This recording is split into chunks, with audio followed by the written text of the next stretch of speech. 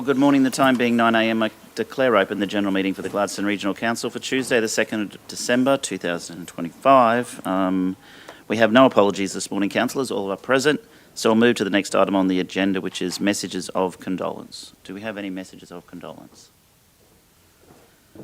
No messages of condolence. We'll move to the next item, which is prior notifications of conflicts of interest, and I'll hand over to Councillor Patrick. Thank you, Mr Mayor. Good morning, everyone. At the Councillor Information Session on the 25th of November 2025, I, Councillor Leanne Patrick, left the meeting room during discussion of item 2.1, Service Planning Aquatic Centres, in accordance with my prior declaration of a declarable conflict of interest.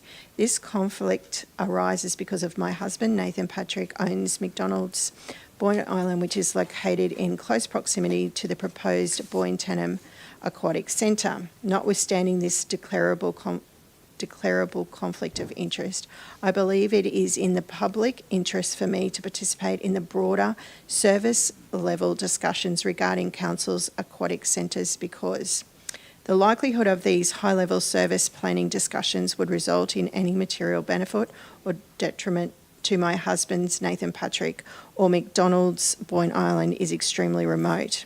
As an elected councillor, I contribute meaningfully to strategic discussions on the delivery and management of aquatic centres for the benefit of the community.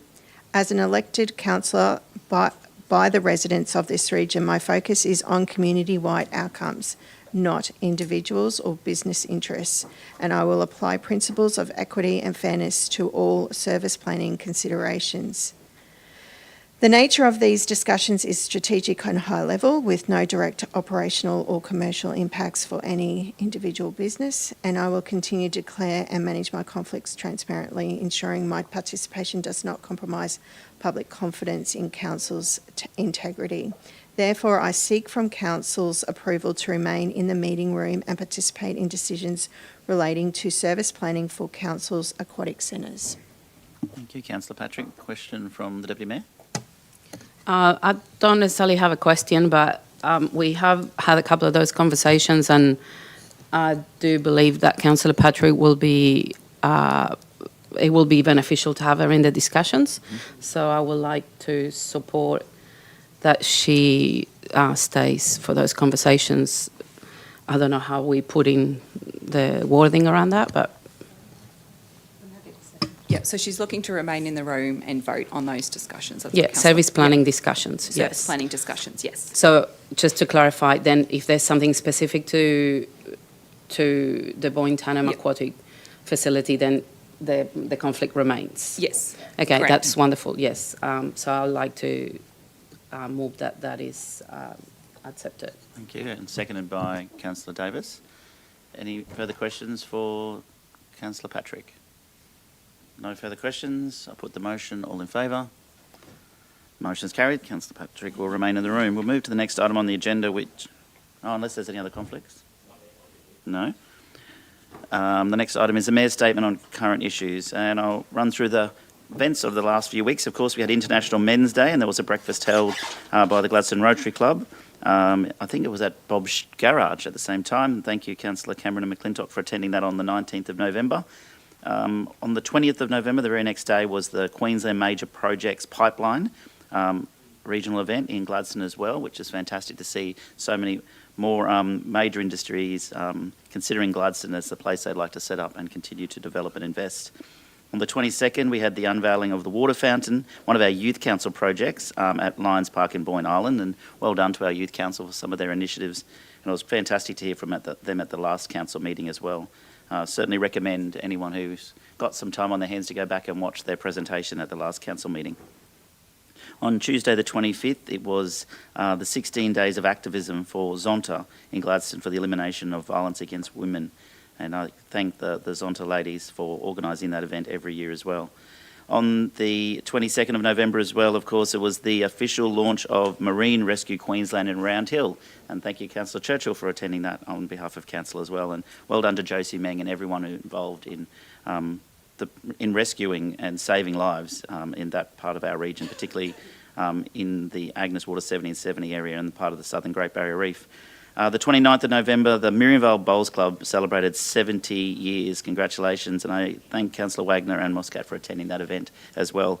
The volunteers at the Miriamvale Bowls Club, are just amazing, and they have done so well over many years, and obviously 70 years is a huge milestone. We have our Christmas Lights Trail. Registrations are still open. I believe there might have been a bit of a glitch on the website, but you can still register. They close tomorrow at 3 o'clock. And we're looking forward to publishing that map in the Gladstone today, so you can take the grandkids out and the kids out and go Christmas light hunting right around the Gladstone region. This Friday, of course, is the Santos GLNG Mayor's Carols, and it's going to be a huge night at the GPC Marina Parkland. Starts at 4 o'clock with the merry markets. We have the lighting of the Christmas tree, our carols, of course, and, of course, fireworks as well. So, huge night at the GPC Marina Parklands, and we've got special guests from Australian Idol and The Voice Australia as well. The Ulysses Toy Run, as per usual, is the very next day on the Saturday, the 6th. The Saturday, the 6th of December. Ulysses Toy Run generally starts at the Botanic Gardens and travels around town, and all the toys that are collected there are given to the Salvos and made sure that they're delivered to kids across the Gladstone region. And speaking of toys for the Gladstone region, we also yesterday launched the Mayor's Giving Tree at Big W. Thank you, Councillor Churchill, for joining me for the launch there. And some exciting news for those who didn't watch the live stream. We had a conversation with Gladstone Centre Plaza, and they announced that Big W will be a long-term tenant for the Gladstone region in their shopping centre at Gladstone Centre Plaza. In fact, it's a 10+ year lease. So while Big W was always a topic of conversation as to whether they were staying in Gladstone or leaving Gladstone, they are absolutely staying, committed to our region, and I encourage everyone to go and buy some presents there this year rather than shopping online.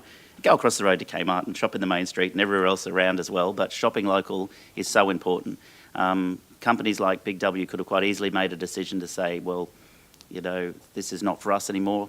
Thanks, Gladstone, for decades of support, but we're moving on. But no, they've signed up a lease and continuing in Gladstone for at least 10. And if I know contracts, it's probably 10 plus 10 plus 10. So hopefully we can see Big W operating for the next 30 years. So I encourage everyone, as I said, to shop locally this Christmas. The 7th of December, we have the Community Carols in Agnes Water 1770 as well on December 7th.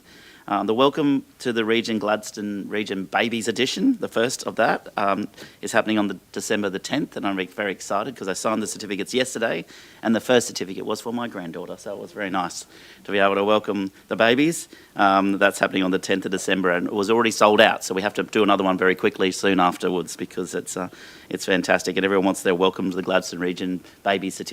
I think it says, I'm a Gladstone Region baby, and signed it. On the 10th of December, the Boyne Island Library Annual Christmas Tree Extravaganza. I get down there wherever I can, but it always happens to be on a day where I'm busy, but it's a fantastic day. The kids have an absolute ball in the library there. That's on the 10th of December from 3:30 to 4:30. Doesn't matter where you are in the region, if you've got some time free, take the kids to that, they'll love it. The 13th of December is the QPS Community and Careers Expo at the Gladstone PCYC from 10 to 1. And our New Year's Eve party is back. It's back at the GPC Marina Parklands as well. If you hadn't guessed, it's on the 31st of December. Spectacular fireworks at 8 o'clock and at midnight. Gates open at 5 o'clock, and it's free, obviously, no bookings required. And there's going to be mini golf, there's food vendors, licensed bar, some pay-as-you-go rides as well. So that'll be a fantastic way to bring in the new year. And finally, just want to congratulate all the students that are graduating and completing their school. I know that our Year 12s have already finished. And probably heading home now, hopefully, from Schoolies Week. But tonight I head to the Clearview Christian College for their annual celebration, and I want to thank councillors for attending all of our school awards nights and celebrations over the last few weeks. It really is appropriate that council's there to acknowledge our students that are graduating and also congratulate the ones who have really excelled in no matter what area it is they've excelled in. And that is the Mayor's statement on current issues for today. I'll move to the next item, which is our confirmation of minutes, and G2.1 is the general meeting for the 18th of November 2025. Can I have a mover, please? Thank you, Councillor Holsheimer. Second, Councillor Patrick. All in favour? Motion's carried. Now, fantastically, we have a deputation of the Queensland Community Alliance, and I'll invite Elise, Carmen and Emma to join us at the table, and we'll have a presentation and they can explain a little bit more to those watching online and those in the gallery about the Queensland Community Alliance and their involvement in supporting Gladstone.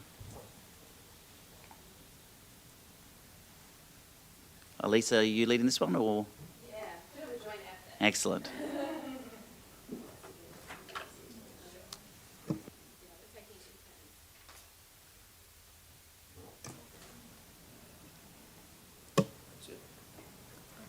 Alrighty. Okay. I'm Emma. I would like to start by acknowledging that we are on the beautiful lands of the Baili, Garang, Garang, and Tarrabilling Bunda peoples today. Extend our respect to any First Nations people here today or watching online as well. And we're very committed in our work to working in solidarity with First Nations people. We're here today to talk about community benefits and, in particular, accessible changing places for the Gladstone region. So I'm Emma Smith. I work with Queensland Conservation Council. I'm wearing black dress and I have glasses and a fringe, and I'll pass on to Elise and then Carmen to introduce themselves. Cool. Hi everyone, my name's Elise Ganley. I'm the Senior Organiser with the Queensland Community Alliance based locally here in Gladstone. Just for a visual description, I have a brown dress on, blondie brown hair. Hi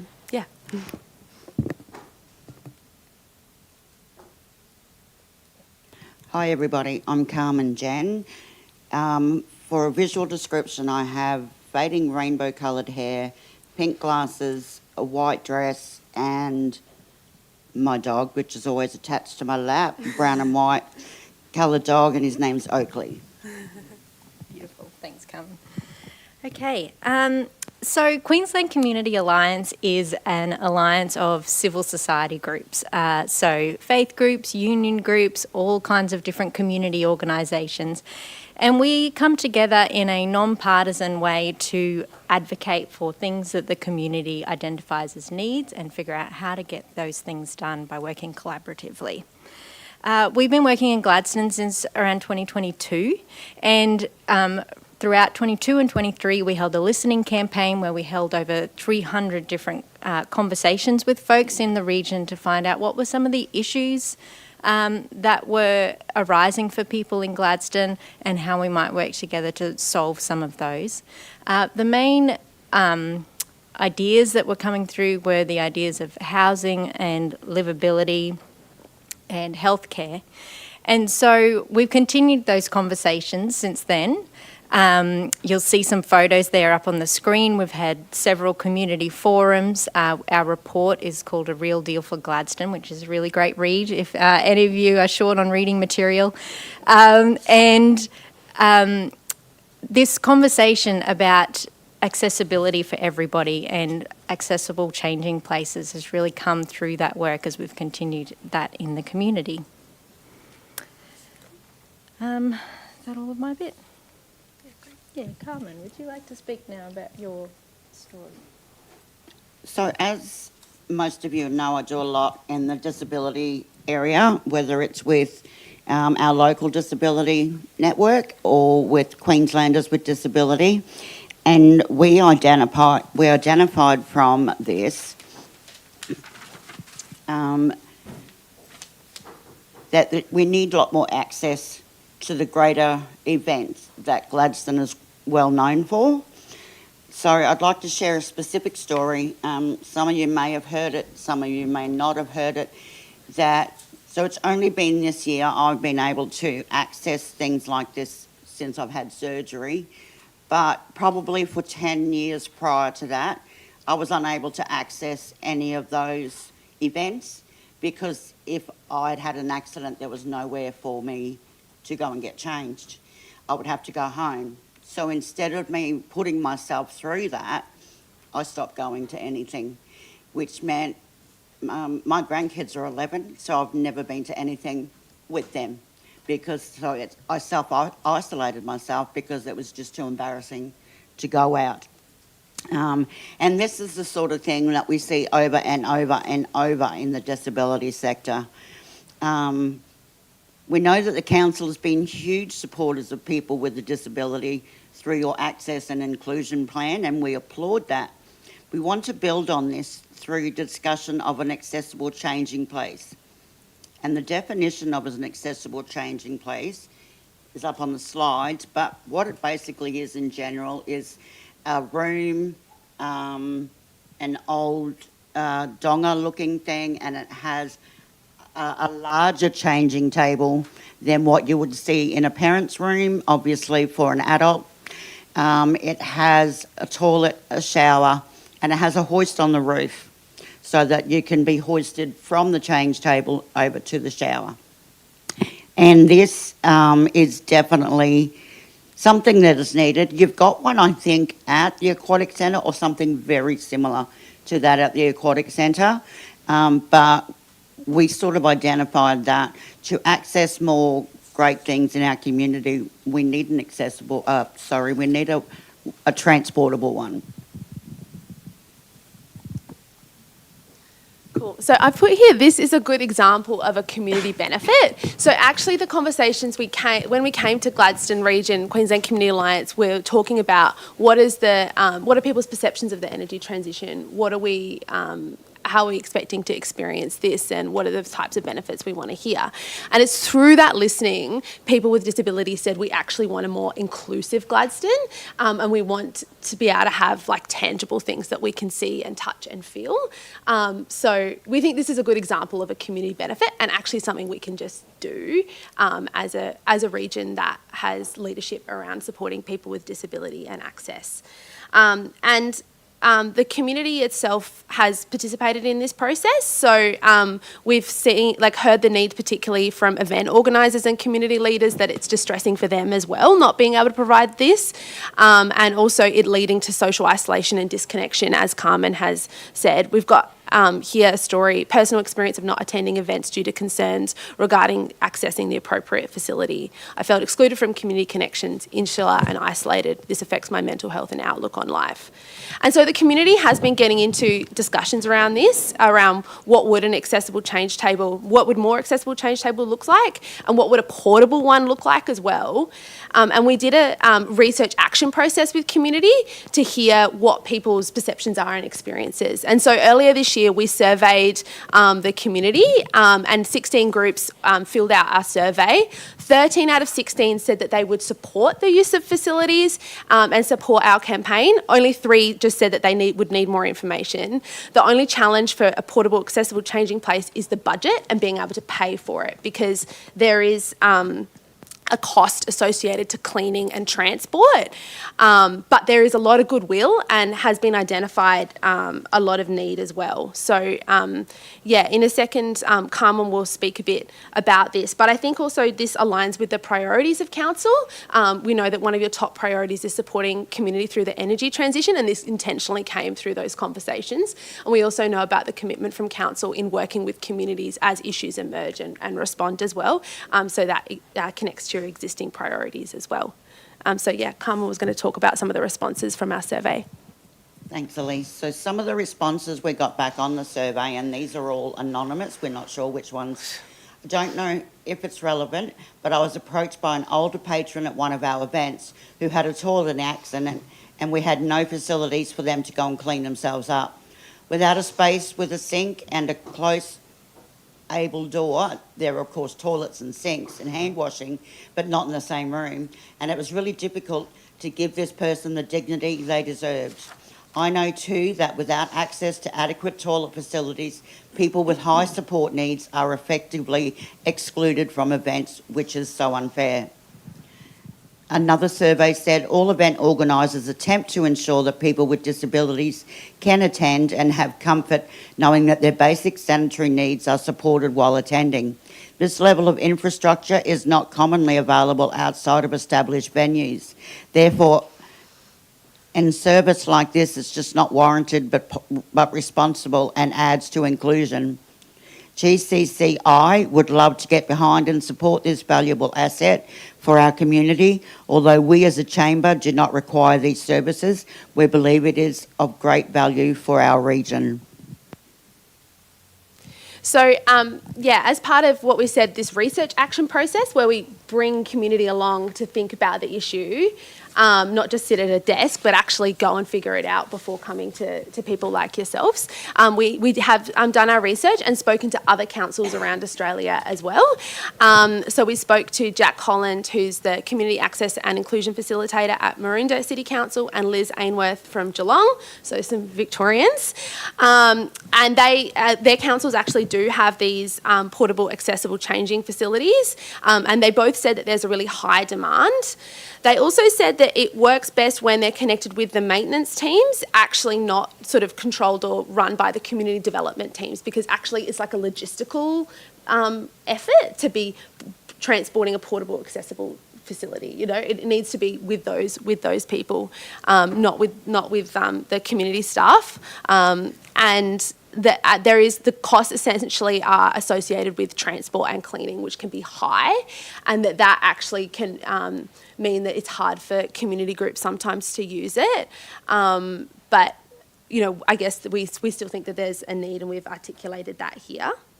Also, just so for your information, generally the cost of a portable accessible changing place is about $250,000 to $300,000. There is federal funding that will cover all of this cost, and 50% for permanent facilities, and this is via state funding through Accessible Australia federal funding. Yesterday, they changed the website to say that it also can include not-for-profits. However, we think that actually for the longevity of something like this and the sustainability of something like this, it would be great if council could take on this as a responsibility because of the logistical management and the amount of work that council already does with community in running so many events and supporting so many events. So what do we want to see? One, we want to see consideration of accessibility for all council assets as part of council processes. Upgrading of council toilet blocks in key locations to be accessible changing facilities, such as places like the Millennium Esplanade, Tundoon Botanic Gardens, gardens at Agnes Water Beach, and had the council advocate to the Port Authority about East Shores, Gladstone Marina and Spinnaker Park.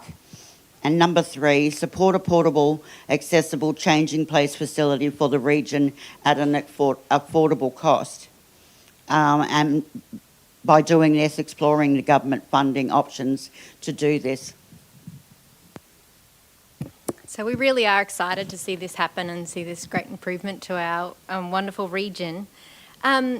But as we're talking with the community, we're doing lots of work in this space of the renewables transition and the change that our community is experiencing and will experience for many years to come. And there's this conversation happening about how do we want to see and feel the benefits of this transition? How can we make that real for people and what folks want to see? Obviously not enough time to get into that wonderful discussion today. It's an ongoing thing.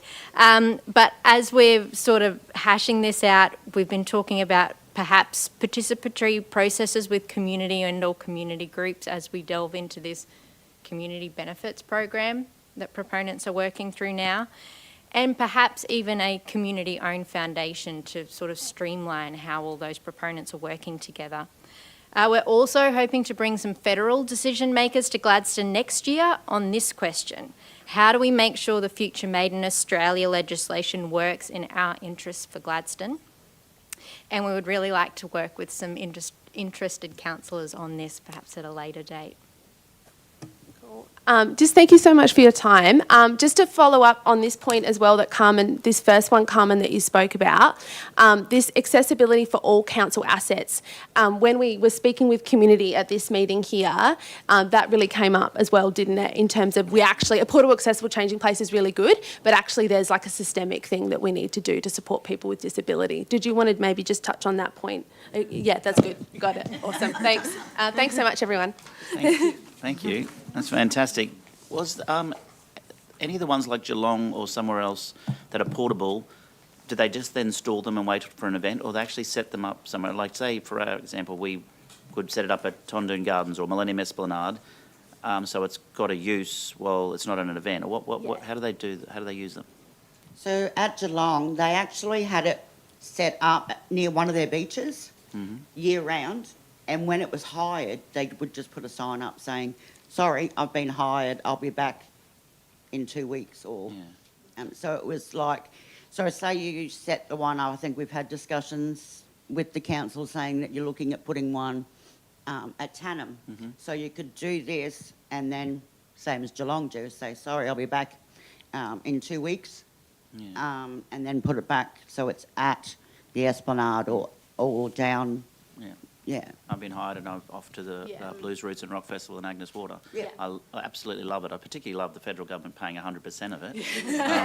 We're a bigger area than Geelong, so to get from Agnes to Tannum transport is a little bit more expensive than their $2,000. I absolutely love the idea. The only thing is you'd have to communicate to the community, because I'm sure that if someone travelled from Mount Larkham to Millennium Esplanade that needed the facility and got there and got a sign that said, I've been hired, and that's now in Agnes, it's a bit further for them to drive to go to the bathroom. Exactly right. So they need to communicate that. I think I had a chat with Councillor McClintock, and he came up with a great idea that we get like youth group, not youth groups, apprentices. People involved. Yeah. Apprentices involved, and so it's built local. Yeah. I wrote exactly that down. I don't like that we're on the same wavelength here, but I wrote Apprentices and Trainees Queensland. Yes. The other thing that's is amazing. also like having a holistic approach. So you could think about what are the permanent ones that also need to be upgraded, the ones that are always going to be there, and then having one sort of portable, accessible one that can kind of fill the gap. So just having an assessment of where the most events are, where it would make sense to have it permanently. And we know that the other one at Lions Park has had issues with vandalism Yes. and things like that. And I guess wondering if it's in a different place, if that would change it, or are there other technology kind of options there as well? That's on the Dawson Highway in one of the most visible, popular parks in town. If they're going to vandalise it there, they'll vandalise it anywhere. Yeah. It's really Unfortunately. not, because you can hide down the bottom of that park and Yeah, nobody yeah, knows you're there. So But not where the toilet is, though. yeah, I mean, they it do does. around where Park Run is and run around the back or behind Kmart. Definitely, things happen there that probably shouldn't. But yeah, it's disappointing to see, because that was a very expensive asset. Yeah, And they definitely are, especially with the MLET keys and yeah. questions? We don't want that to deter us. Oh though. no, we wouldn't put playgrounds back in otherwise. Yeah. I've seen melted slides and completely destroyed playgrounds and parks over the years, and we keep building them. But Councillor Holzheimer. Hi. I really just wanted to start because the Mayor has asked a lot of the questions that I've got written down as well.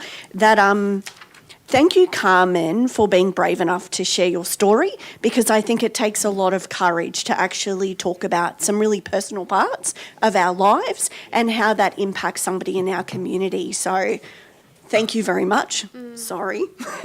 No tears, Carmen. Really proud of you for that. That takes a lot. I also saw, had another young person in our community tag me in something, and it was a bus that was converted into an accessible changing places, so that somebody actually could just drive it around for that part as well, and they had other options at the front, so the whole bus actually wasn't used just for the changing spaces as well in place. So that was a really cool model, I thought. I think my question is probably through the acting CEO, Carly. Maybe even if there's anything that we can talk about from council that we're already doing to support in this place to for community that's watching, because I know there's some great work that's already happening as well.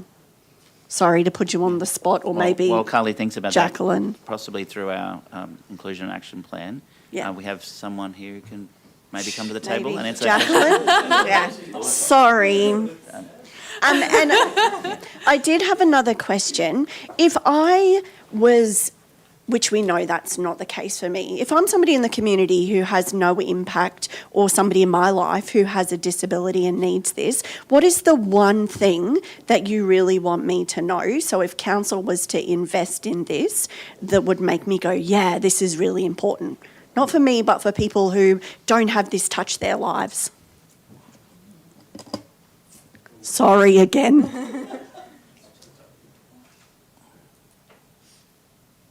I think, one, even it doesn't matter that my grannies are 10, I think getting an impact from them saying that, hey, I can't take grandma anywhere because of this, I think that's one thing. They don't just realise that I can't go, they realise that it affects them as well. So I think just because they're 10 or 11 doesn't mean they don't have a voice in this. And I think you'll find if you were to go to not just our disability thing, but if you were to speak of a lot of disability people around the region, you'll find that they're also in the same boat. Whether they can stand for a little, they still need rails, they still need, and yes, your facilities to a degree are good. Some of them you need just a little bit, because like I don't transfer on the same side where the bars are, so it's always an issue for me. So that sort of thing sort of needs to be probably in a survey more from the council. Well, we touched on, when we did our survey, just the actual room and the facility, but there's got to be a lot more people within the area that aren't running events, which is who we targeted. So there could be another survey done on for the people that aren't running events, for the people that are actually accessing these places.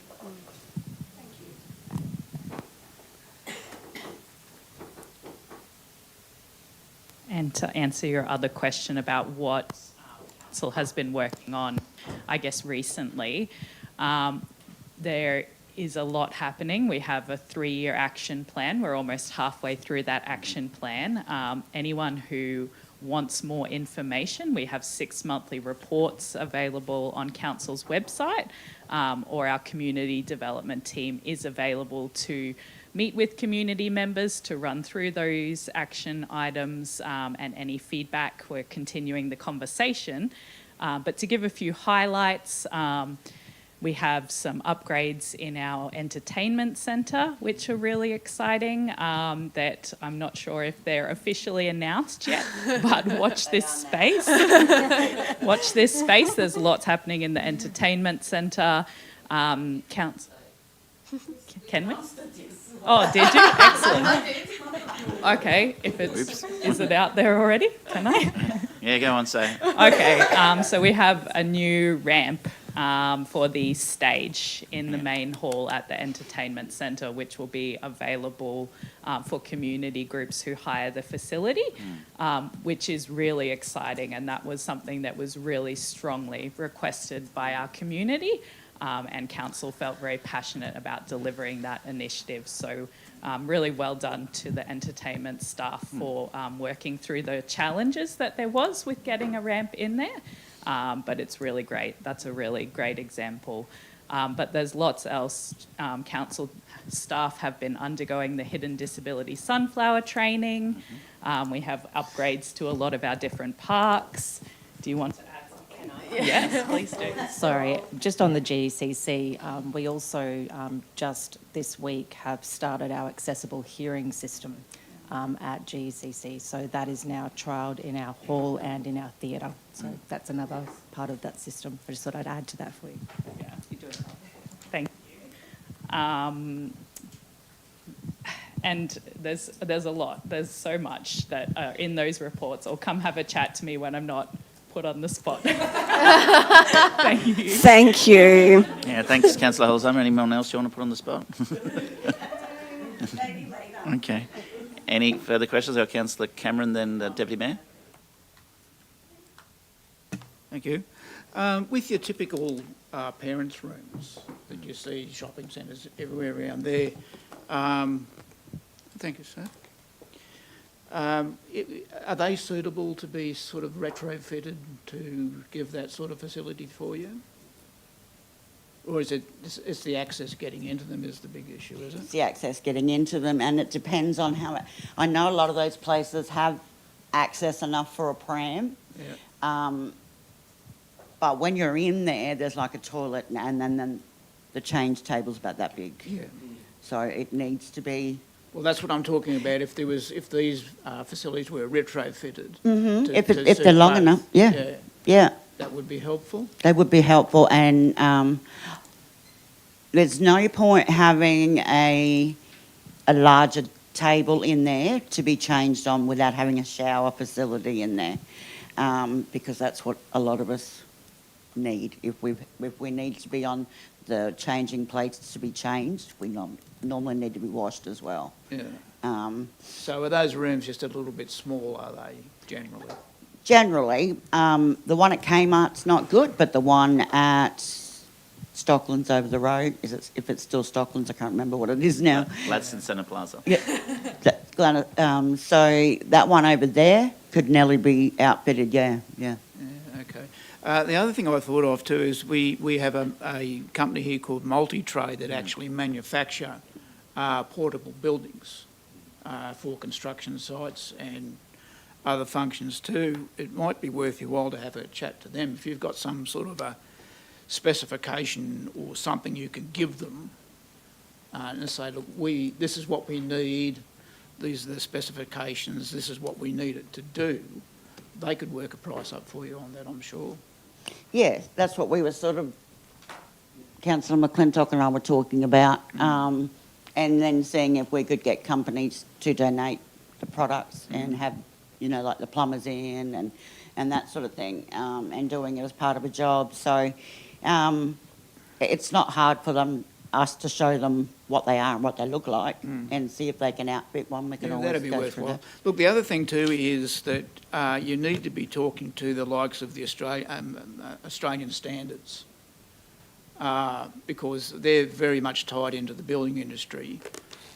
They're not actually a law, local law or legislation. What they are is a standard.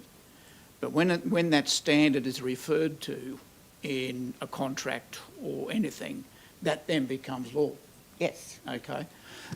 So if you need facilities like this, you probably need to talk to the Australian standards people to see whether you can get that actually put into the standards either as an amendment to the existing standards for disability areas or a standalone standard on its own.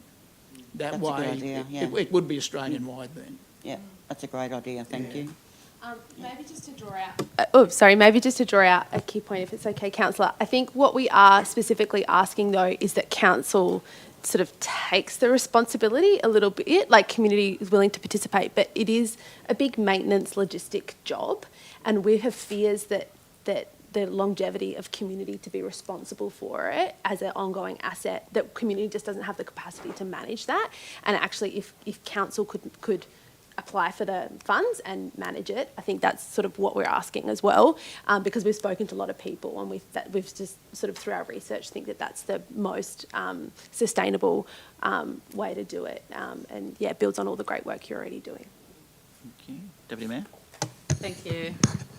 Thank you very much for coming. And there is no secret.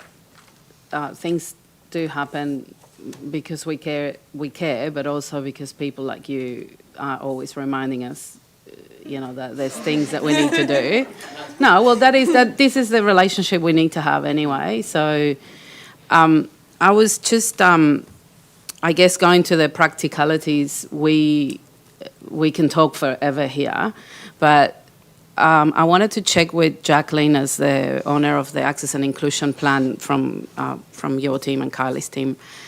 So if this has been noted in the plan in some way, shape or form, and if it is, what we're up to, and then I'd like to say a couple more things.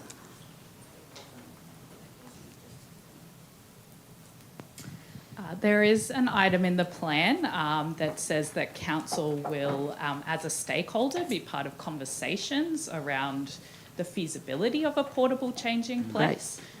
So I guess the question is then for us to make a decision if we're willing to own that asset for the community. Well, as part of the plan, we're doing that right now, having this conversation. So there's a first step. Yes, Now exactly. we need that step. Yeah, so that's great. Thank you.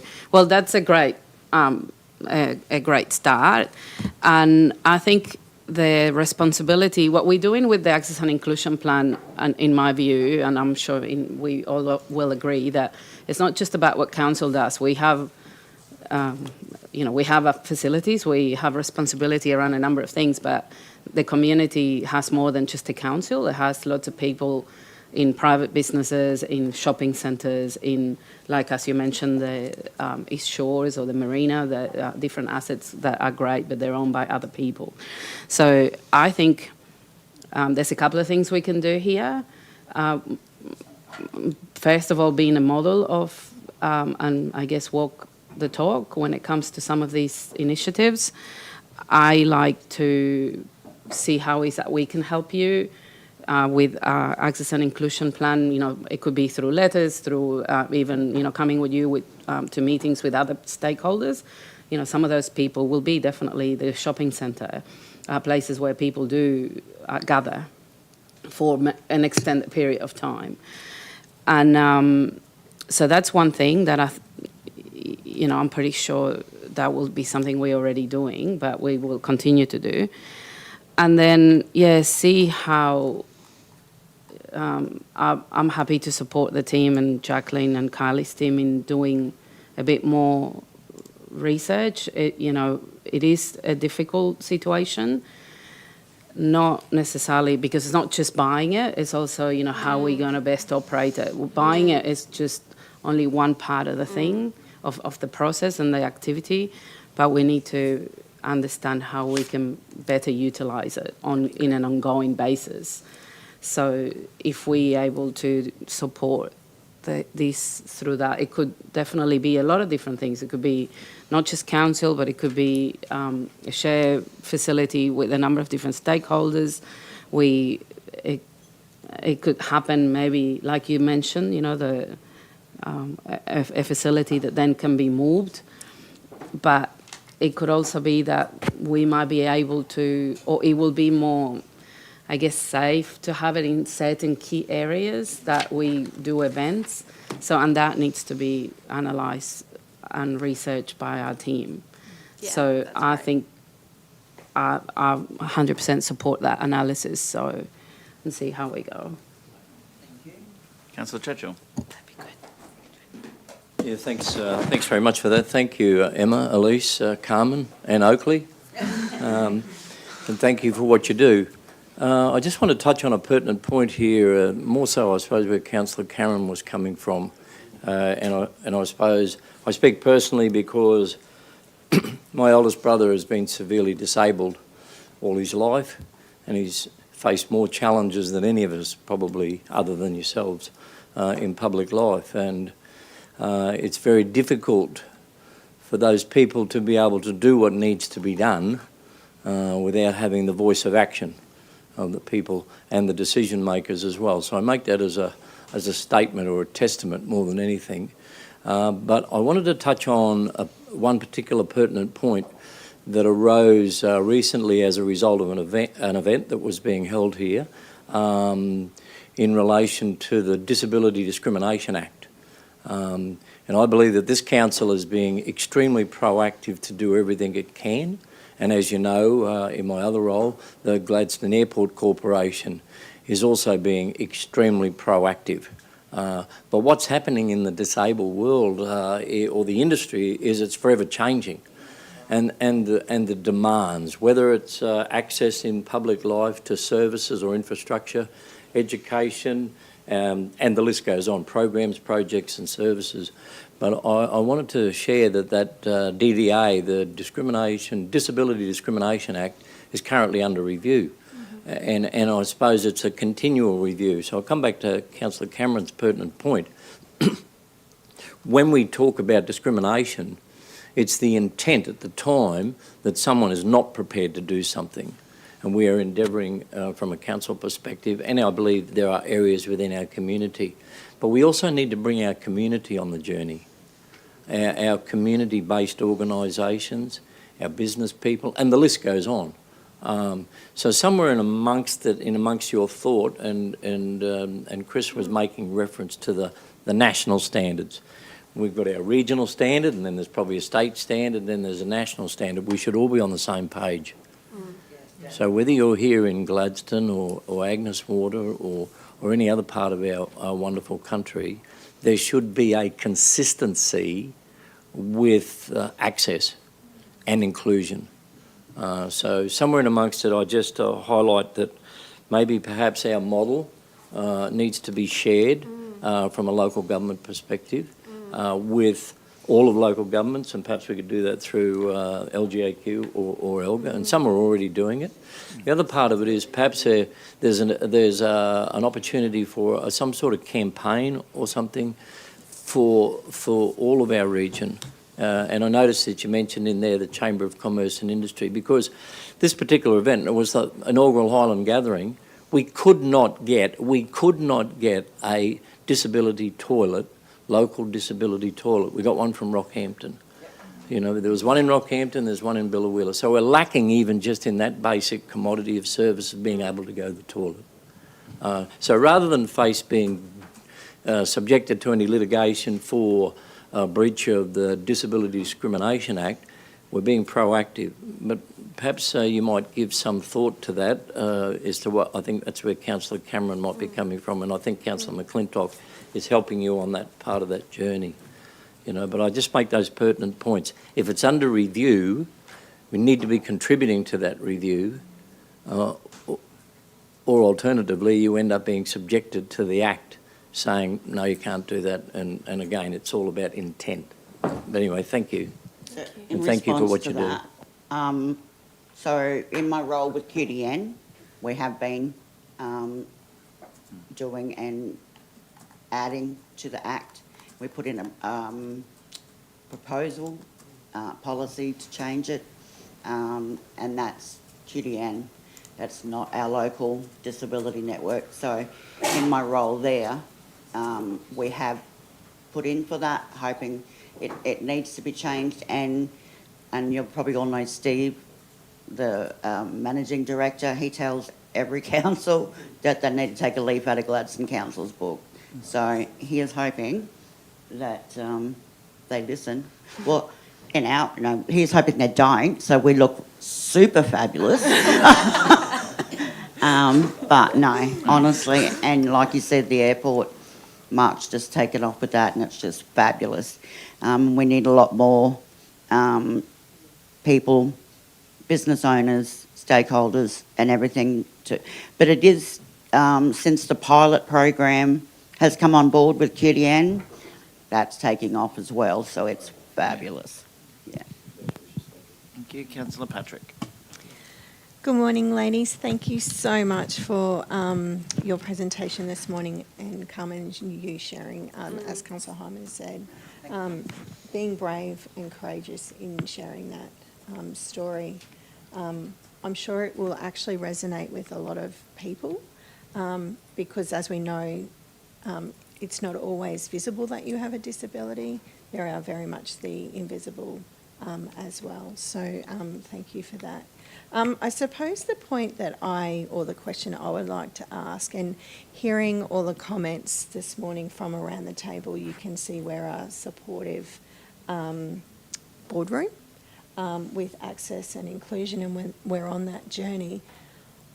And you're presenting us with what community is wanting to see. I suppose the question I'm wanting to know is, what is the expectation or timeline if this is a feasible project that community expects from council?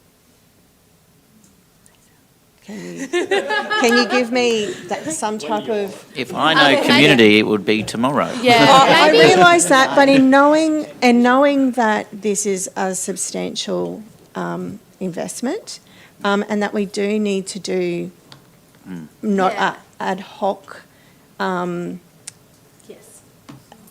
situation, I just would like you to gauge what that looks like for community. And given the fact that, yes, community would like things to happen tomorrow, but knowing we do have budgets, knowing that we need to do due diligence processes, all of those things, what are you hearing?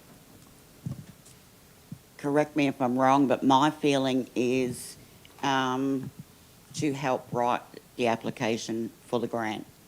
And that sort of then, once we know, you can only do that once a year, application for the grant. So whether you apply for the grant to put in the full-time one down at Tannum, or you put in the grant this year, in this financial year for the portable one, and then next financial year put in for a grant for the one down at Tannum, the permanent one. So like, we don't really have any expectations as like we want it done now. Probably what I'm trying to establish is Yeah, the willingness to work with council Yes. on a significant project like that's right, yourselves, yes, yeah. like It this. wasn't like pick it forks, get in and do it now. Yeah. Yeah, no, it was just like, we sort of want the help to be able to write and apply for the grant because it needs to come from council. Yeah. Anything else you want to add? Yeah, I think though there is a bit of fatigue around this conversation a little bit. Like I would say that some people, they've had this conversation over a few years and people are feeling like, oh, well, nothing's happened.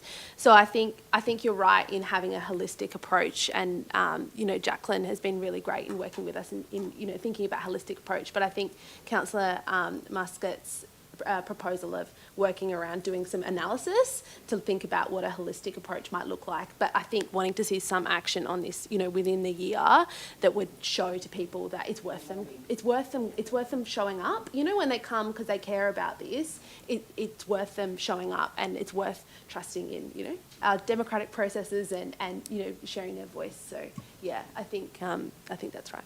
Awesome, thank you. The other thing I want to congratulate all of you on is shining a light on this as well.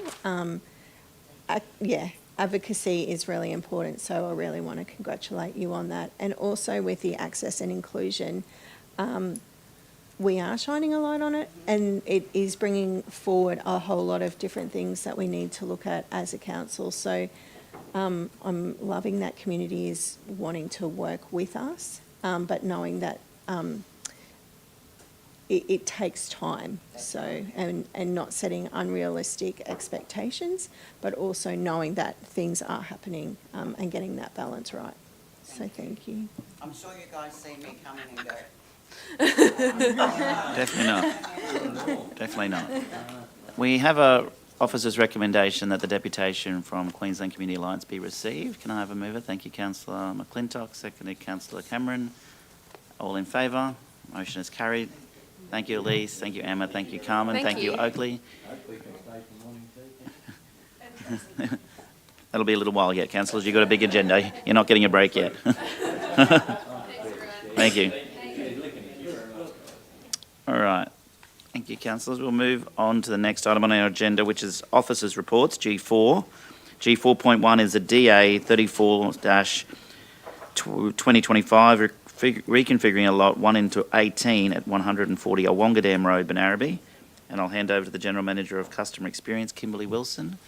Welcome Helen and Matthew to the table. Thank you, Mr. Mayor. Thank you, Mr. Mayor. Morning, councillors. I have with me Helen Robertson, Manager of Development Services, and Matthew Kelly, Strategic Planner. All right, so this morning we are here to discuss the item which is Development Application DA34, which seeks to approval to reconfigure one large parcel of land at 140 Awonga Dam Road, Banarabi, into 18 rural residential lots as Stage 3 of the Awonga Country Estate.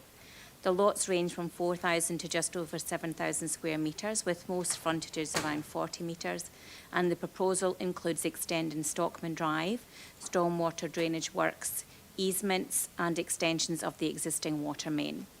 Public notifications were undertaken over 15 business days, during which one properly made submission was received.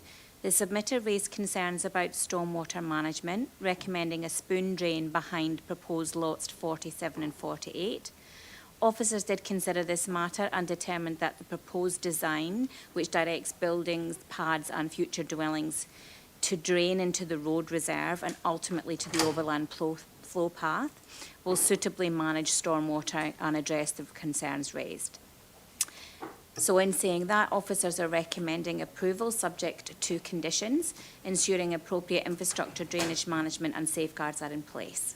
Thank you. Question I have is around timing. In a couple of items' time, we're looking at infrastructure charges. If we accept this resolution and then we amend infrastructure charges, what will be the charge for this project? The existing infrastructure charges as of now. Okay. The proposal is intended to come in March. Oh, it's March, it's 2nd of March, it does say that, you're right. Thank you. All right. Questions to our officers, please? Councillor Davis. Thank you.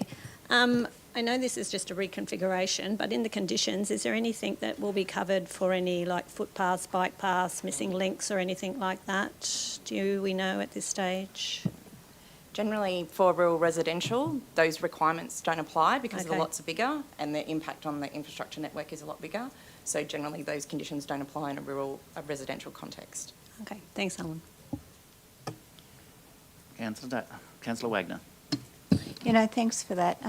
We've raised before about the railway line and accessibility across to the school and what have you. My concern is, I think it's great, but my concern is that the more development that we're allowing in that area, the more that risk is heightened. So I'm not sure whether there's any triggers there, but it is something we really need to work with Queensland Rail over, because having that little weird loop thing there, and there's more and more kids then going to the school and riding push bikes and what have you. Good point. We're responsible for sharing the cost of an upgrade of a level crossing if we trigger the, the need for it. Is that right? There's referral triggers for all types of development. So this development didn't meet any threshold that required that application to be referred. 18 lots, isn't it? Yeah, it's not going to trigger. I've crossed that many times. There's no boom gates, is there? No. The road base has lots of issues, and there's not, at the side of it, it falls away, which means that you've got people actually on the road. It's very narrow, and you've got people on the road base. So, yeah, they can't, otherwise they're going like over the actual tracks and rubble and where it falls away. So I think, while I like it, and we might have to pay that, but if there's any development going on down there, then we need to be factoring in the impact. Yeah. I think it's probably a separate conversation, this development, but I hear what you're saying. It's been asked for a while, and it's ultimately needed an upgrade of that intersection or that level crossing. Hopefully Queensland Rail will go halves. Yeah, but we've been raising it, and then we're allowing another 18 allotments. At what point do we deem it unsafe? Or, at the moment, going down there, having a look, you could probably, you'd look at the things like, is there a tunnel you can put over an overpass over, or what, or do you make the road wider there? But it is like a hairpin bend as well. But if we are allowing these, is there any conditions, or is there anything that we're not putting a park in because they're in rural residential? But honestly, we're at a point where I believe it should be done now, and we're going to allow more residences there. Okay. I don't know if the team can answer that, but then I'll hand back to Councillor Churchill. In order for it to be fair for all of the proponents, though, there is triggers set in place that identify when they are the responsible ones to be part of that process, and this didn't hit those triggers. If anything would have triggered it, you would have thought it was the Gladstone Area Water Board's upgrade to their facilities at the Wonga Dam. That probably more people would visit that every day, or visit the dam every day, than this 18. And maybe Gorb should talk to us as well about contributing to the upgrade of a level crossing. Sorry, yeah, just on that too. So for me, it is about, there's more traffic, but there's also more people there. Like once upon a time, there was only just a few big allotments. Just dupe. And now it's like, the kids there now too. There's, as my colleague would say, there's a lot of missing links in bike paths and what have you. At the moment, they've got to come in, they've got to cross the road and what have you, and to go to the school. There's a lot of people that are walking or riding their bike to the school there. All right, I've said my piece, thanks. Councillor Churchill. Yeah, thanks, Mayor Matt. I'm happy to move the officer's recommendation, and subject to the comments that have been made, not that I'm wanting to amend the officer's recommendation, because I believe what Councillor Wagner is raising is slightly different, because there is a number of key players out in that particular area, and having walked that area as well, and considering this one I think is a 2008 original application, or we're going back near 20 years, with the support of colleagues for the officer's recommendation, this strengthens the business case for us to be able to list it on the agenda for be it TAG, to effectively, rather than conditioning these developers only, no disrespect, because we don't know, they might all be retired and just there'll be no kiddies on push bikes or whatever. I don't know what the market's going to do out there. But you've raised Gorb, there's the caravan park, and the list goes on. And that crossing has been a problem child for some time.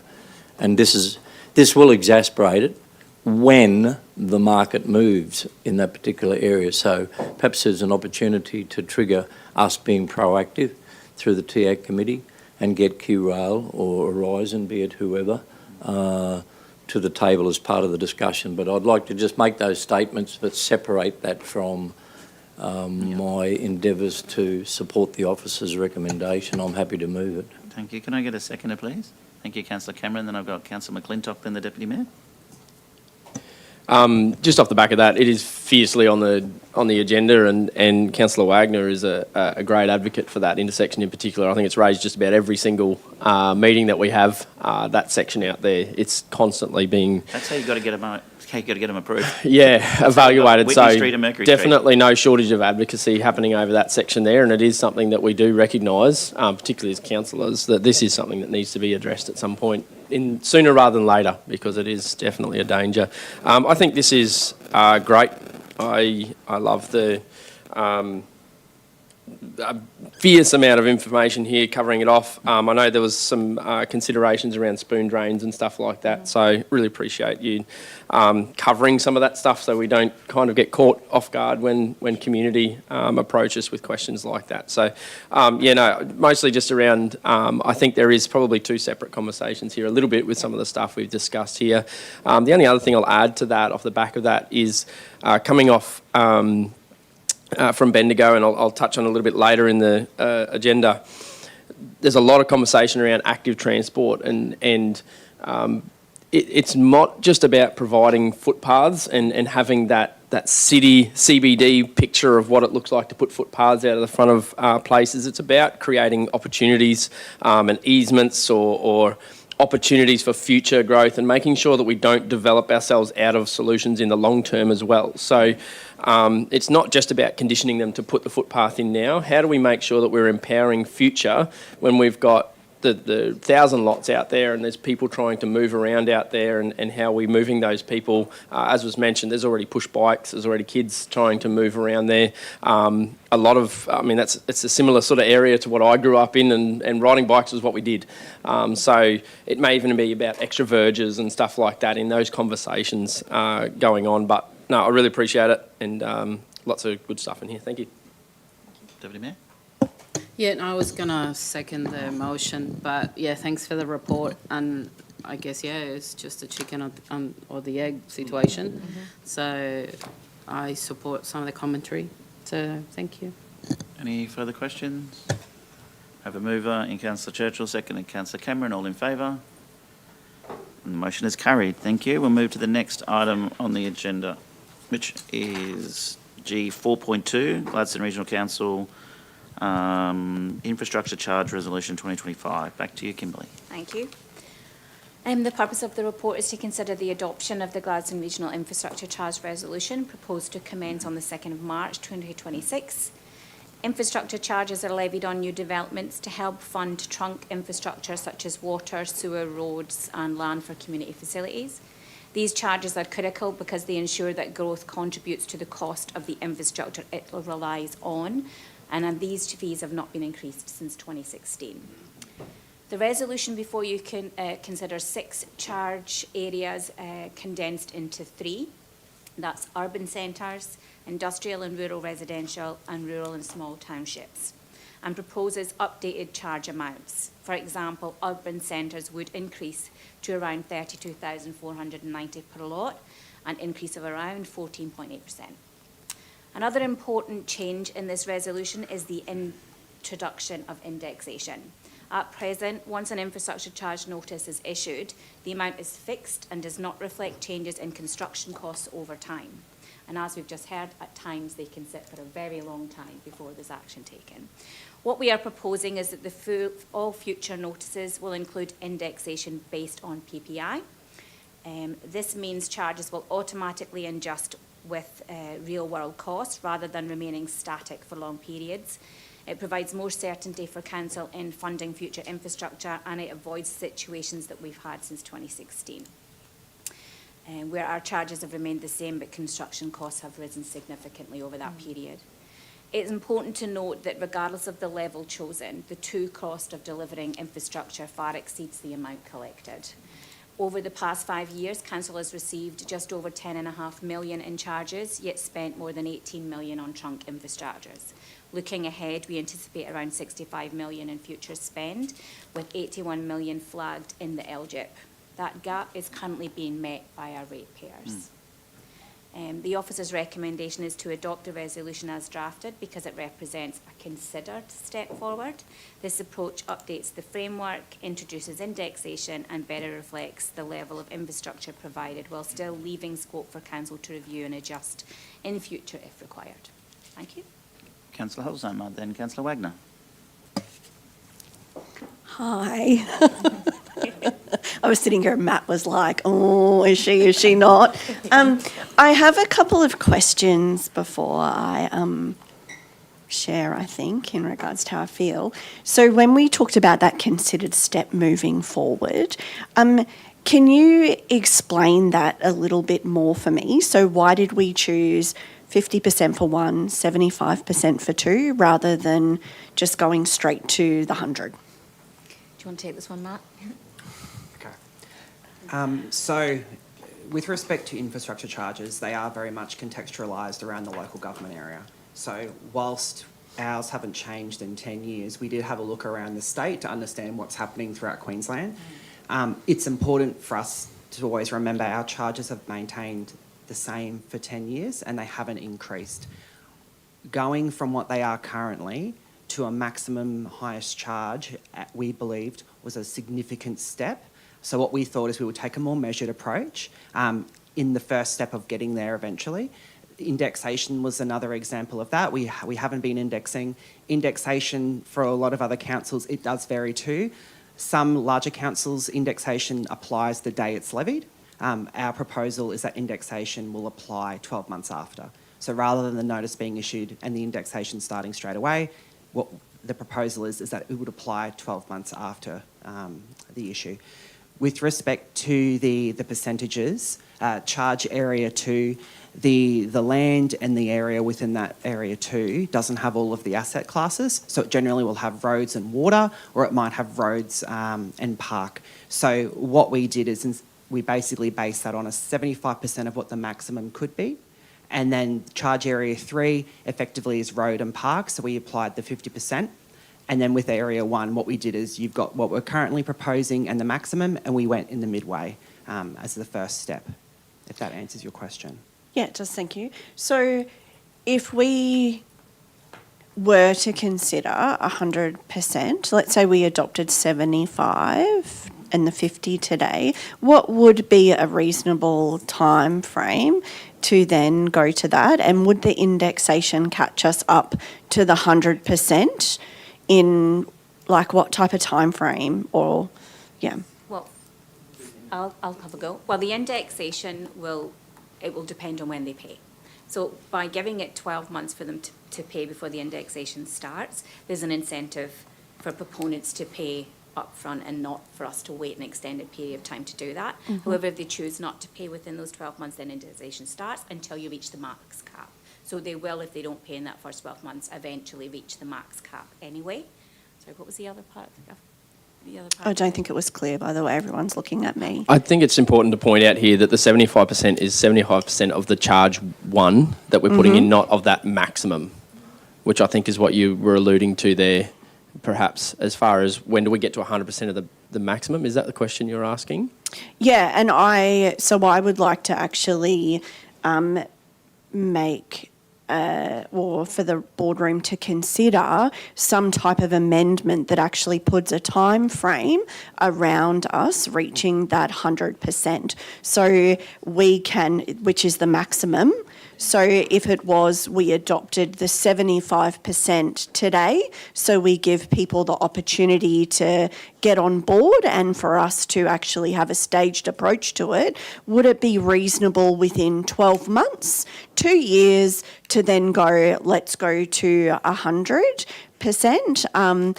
Because I believe the next item links really well into those key strategic areas that we believe are the places we choose to give a discount. So we're not giving it to everybody, we're just giving it to those key priority areas as well. So I think they kind of really link together in this discussion as well. However, I would like to build on the and put that amendment into, let's say, 12 months or 2 years to actually go to the max cap as a transition pathway, so we can communicate that moving forward. Anything is achievable. Yeah, that is completely available to council. We can bring an amended resolution back at any time you see fit, so you could easily add an element to the recommendation that includes a review date of X, and we would come back with that review at that time.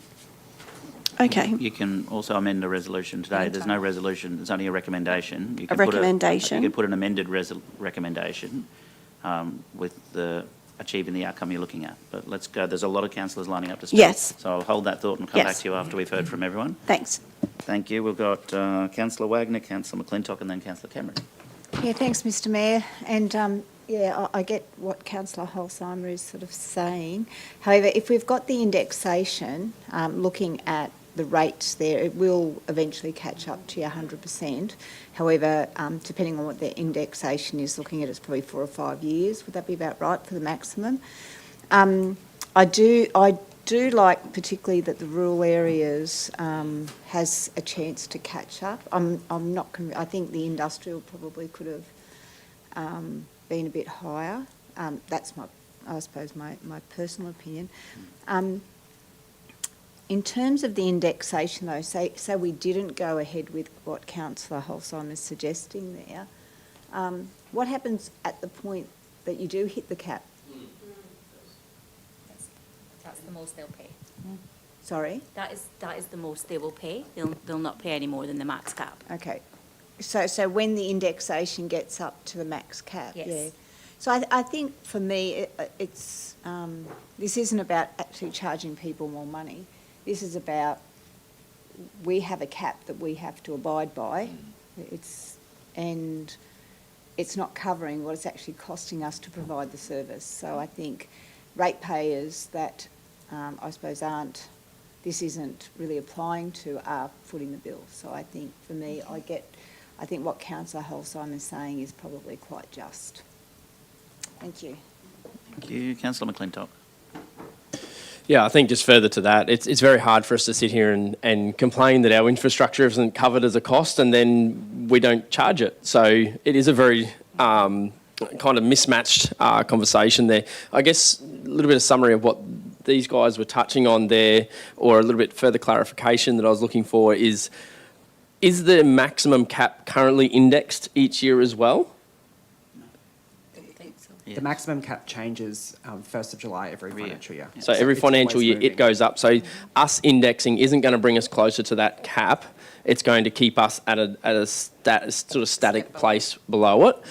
And my next question to that then was, how far are we away from that, what Councillor Holzheim was referring to, the 100%, or if we talk about the maximum? It's a bit confusing because there was 75% of charged Area 1. It was a little bit of a confusing conversation. But how far, so what we set here, I know there was some numbers further down there, but where we're proposing to set this charge Area 1 as a percentage, what is that of that maximum amount currently, roughly?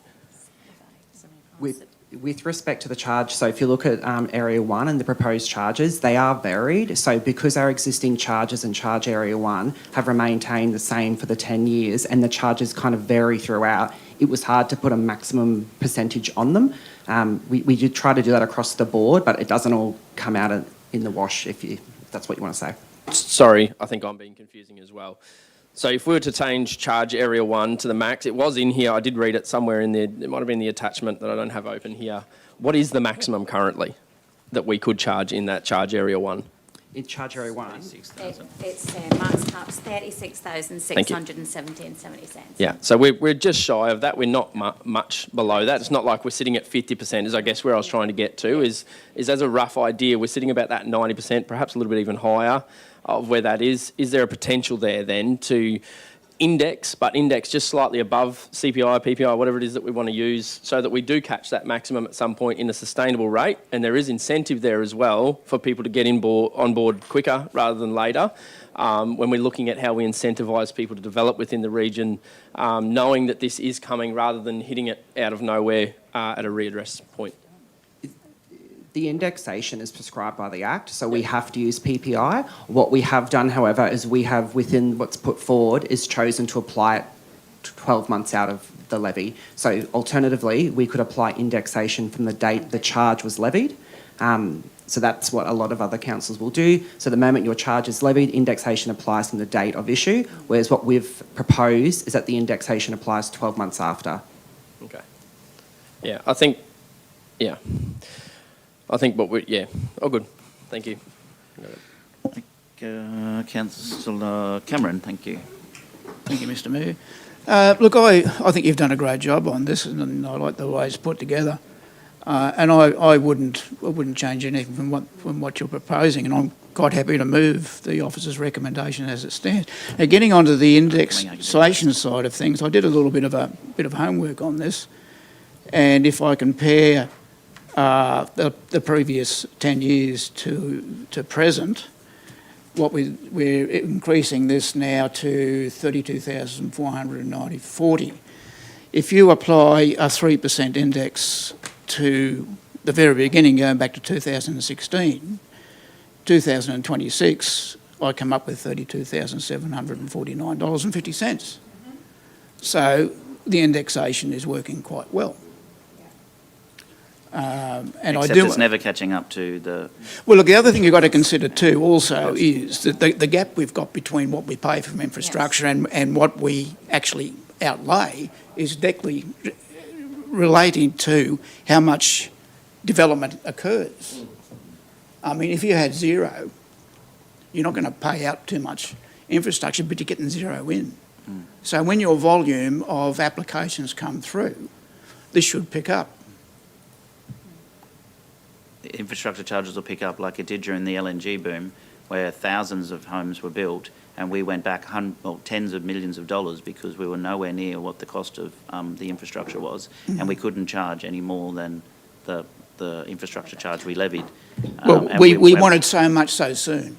Well, we didn't want so much, actually. As a council, we asked the state government if we could pause, and it was they would have taken us to the Planning Environment Court and said you can't refuse them. Do it, yeah. So our council had no choice but to approve multiple subdivisions and dwelling lots, despite the fact that we were going backwards in infrastructure charges and our community couldn't keep up with the demand at the time. So the market sets the price. Yeah, I think that was a bit of a different situation. Oh, absolutely. That we don't need to see that again.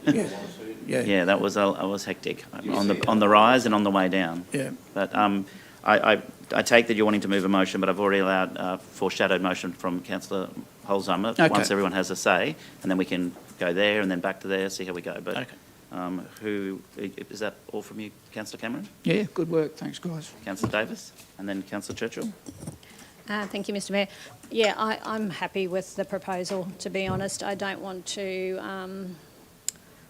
scare developers away either. I think it's fair what you've done, and I think it's a great piece of work, so thank you. Happy to support it. Councillor Churchill. Yeah, just comment, question. That's why there was so much activity in 2014, 2015, 2016, 2017. Review the policy, because you'd never want history to repeat itself. My question is quite direct. Is the state government exempt from any of these infrastructure charges? Yes. In some instances, yes. Come on, this ain't your first rodeo. You know the answer to that. I knew it was a loaded question. So then maybe I'll preface that with another question. Is government-owned corporations exempt from these infrastructure charges? Yes, there are exemptions that apply for this. I rest my case. Any further questions, councillors? I do. I'm hoping we can find a median here between, I feel the boardroom's kind of split almost in half, and potentially what I feel is that the councillors want to get to the maximum at some point, but not in a hurry. Don't want to scare development off. We want to get there slowly. I feel Councillor Holzheimer might have wanted to get there a little faster than others. How do we get, well, I take on board what Councillor McClintock was saying, and Matt answered the question I was going to answer as well, us as well. We fought to get the index, by the way. For a lot of years, there was no index. And we fought local government Queensland. It was a conference motion. It was actually Gladstone's motion that went up and said this needs to be indexed.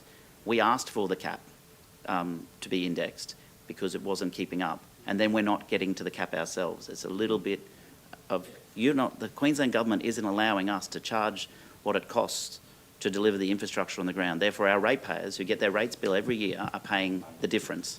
Well, make no mistake, every time a house gets built in town, which we want to welcome because it makes our economy grow, every other resident is paying the infrastructure for that, the gap.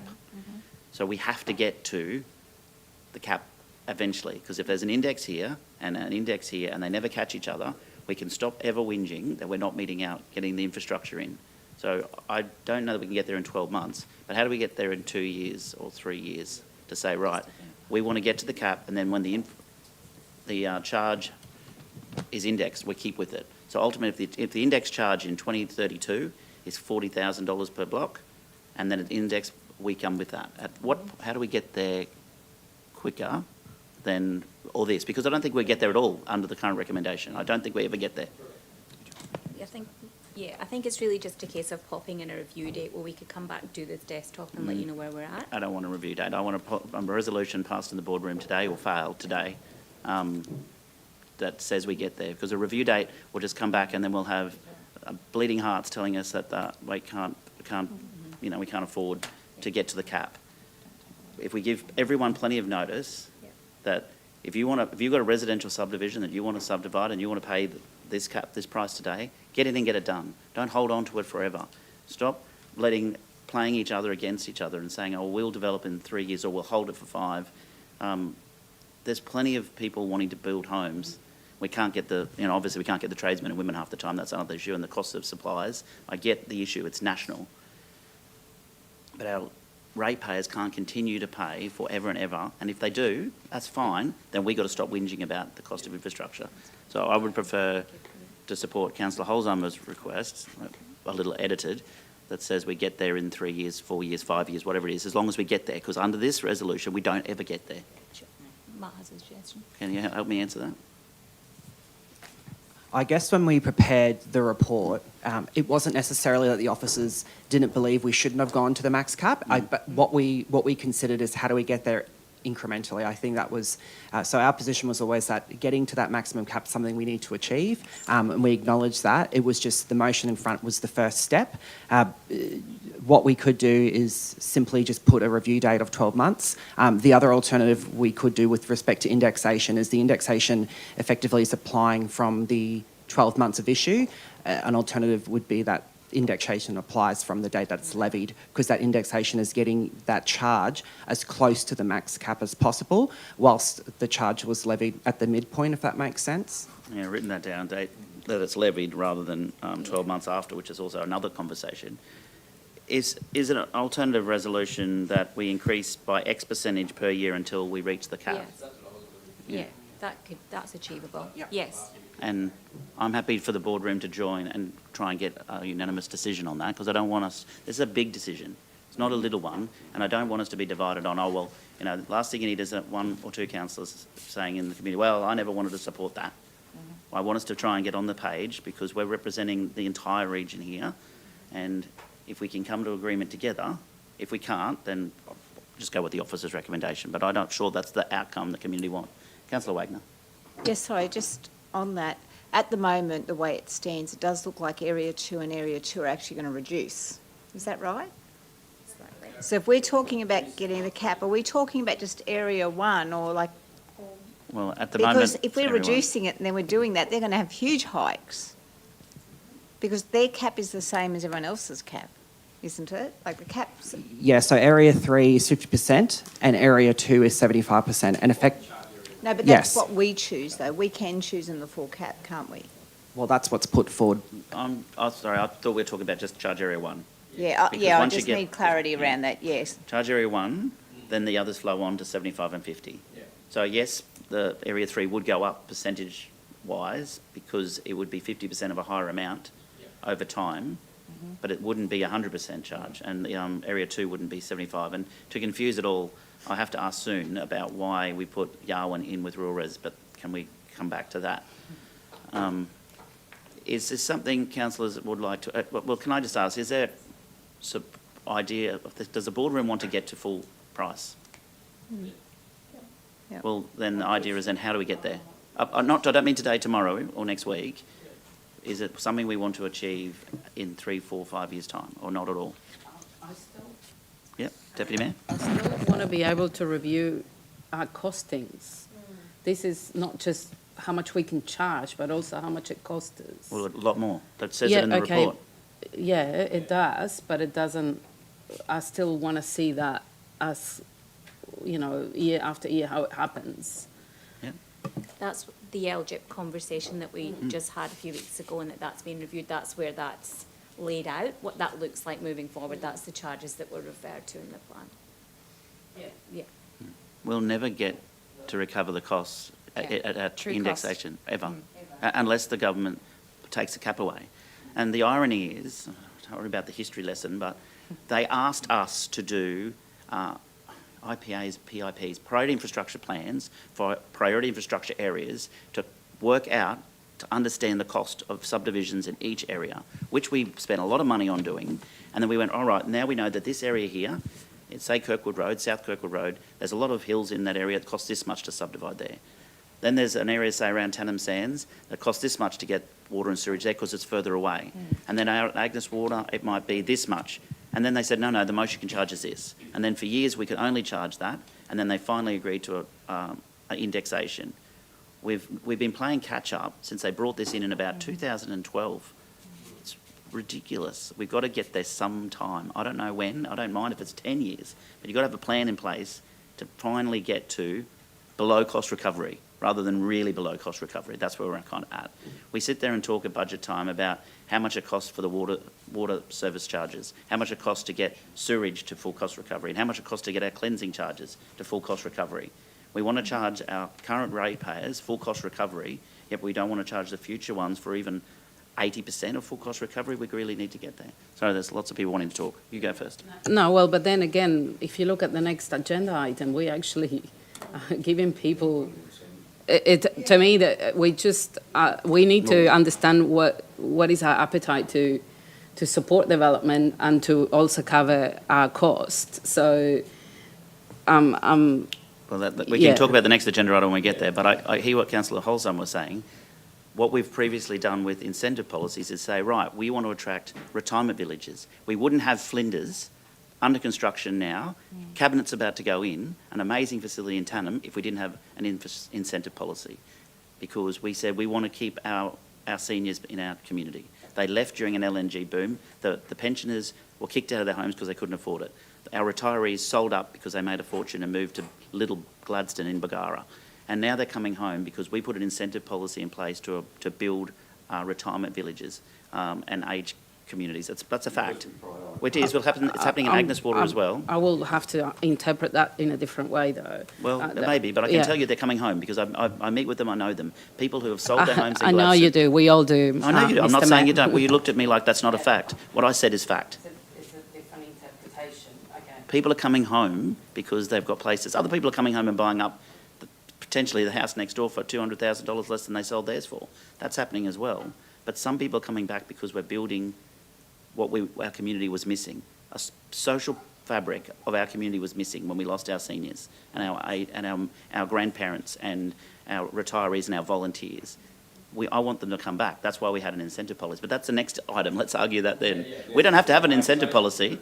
That's completely different. If we don't want an incentive policy to incentivise any level of development, that's fine. That's in 10 minutes or half an hour's time to debate.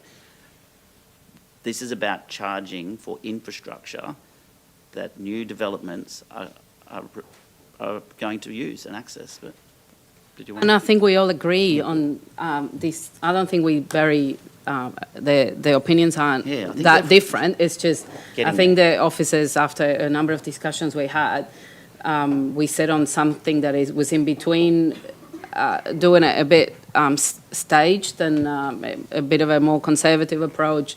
So we didn't go all the way to, I guess, send a signal that we might be interested more in taking the charges instead of incentivizing development. So that's where we were just coming from. And I guess we will get there, and there's also the options of going and continue to review these to see how it continues to work. And that's why I don't think we differ in our opinions a lot. It's just how we get there, maybe. Yeah. And that's what I'm hoping we can do today, is come to an agreement where we all agree on how we get there. I've got a couple of councillors, Councillor Davis, the Holzheimer, then Cameron.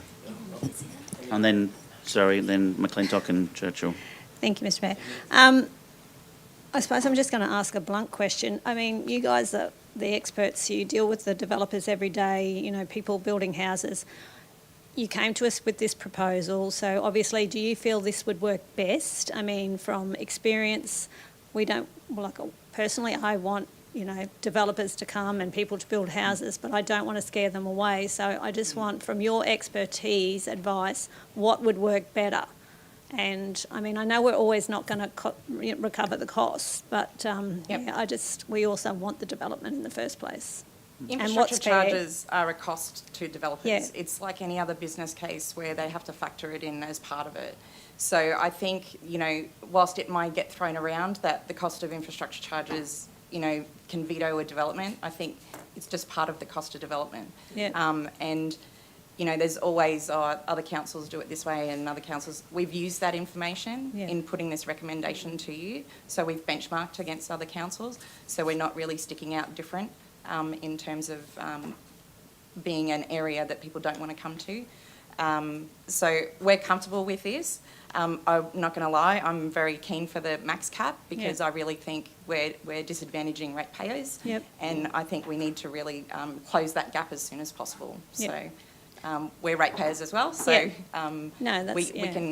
we hear from both sides of the community, not just the development That's what I industry. wanted to know. So so you would rather see the 100%. Yeah. Okay. Ultimately, that's the goal. But you sort of put this to us because that's what you thought we would like to. It's kind of a double-edged sword when you haven't updated since 2016. You didn't want to go from 0 to 100.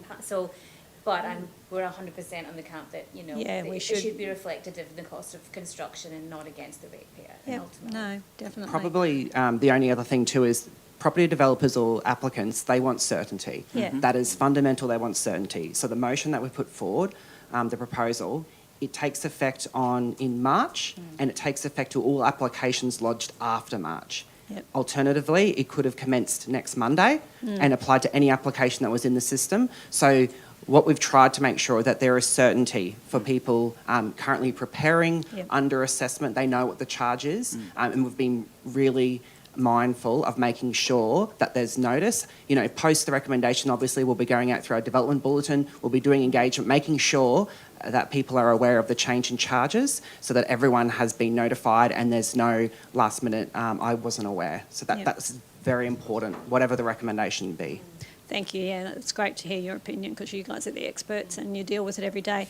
My other quick question was, and if we can't get to a consensus, if we didn't go straight to the 100%, and I know with the index, can the index be backdated or is that how it's going to work anyway? No? No. Okay, thank you.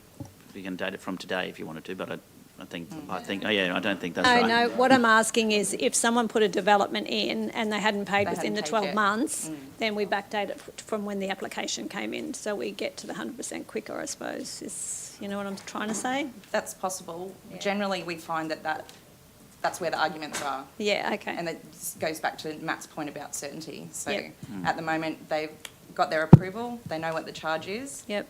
So they can be comfortable that it's not going to impact them. Whereas if I'm a fresh developer, I need to hurry up and get my application in prior to that, or I'm going to deliver and get the benefit. Yep. But part of the indexation also is an incentive to pay. So obviously with a subdivision or a units where there's a strata titling, that's paid at the strata titling or the plan ceiling. But with respect to MCUs, where there's no necessarily titling arrangement, the payment of that charge can be delayed unless they've either come to council and paid it or we've followed them up. So with the indexation always applying, the charge is growing. So it gives the, I guess, the applicant, there's more incentive to pay the charge because once it's paid, it's not indexed. Yeah, okay, thank you. Back to Councillor Holzheimer. I think it's worth noting as well that whilst we are discussing increasing this charge, that there's a lot of really great work that you guys have been doing to build relationships, to make processes easier. So it's not just about a dollar figure that means a developer wants or a mum and dad home buyer actually want to work with us. It's actually a lot more than that. It's streamlining processes, it's some of that automation, it's, you know, that front-facing experience that they get and the review of the planning scheme. So there's so much else happening as well that supports our relationship and our reputation in this space. My amendment is around that we adopt the 75% as of the 2nd of March, and in 3 years' time, if it's the 2nd of March is the date again, so it's exactly 3 years, that we go to 100% and index accordingly. So do you want to phase into the 100%, like 75% to say 85, then 100, or just go from just 75, then in 3 years' time jump again? Because the feeling I was getting from the boardroom is that jump. A percentage in between to increase to get there, and then in 3 years to actually be at the 100%. Incremental increase between. Sorry, ladies who have been drafting crazy next to me. From my maths, we're sitting at about 80% at the moment, not 75 of the cap. Pardon? Currently, according to my maths, we're sitting at about 80% of the cap. So it would be going from 80 to 100% of the max cap incrementally is what you're talking about. So where we set the charges currently, roughly, is just a touch over 80%.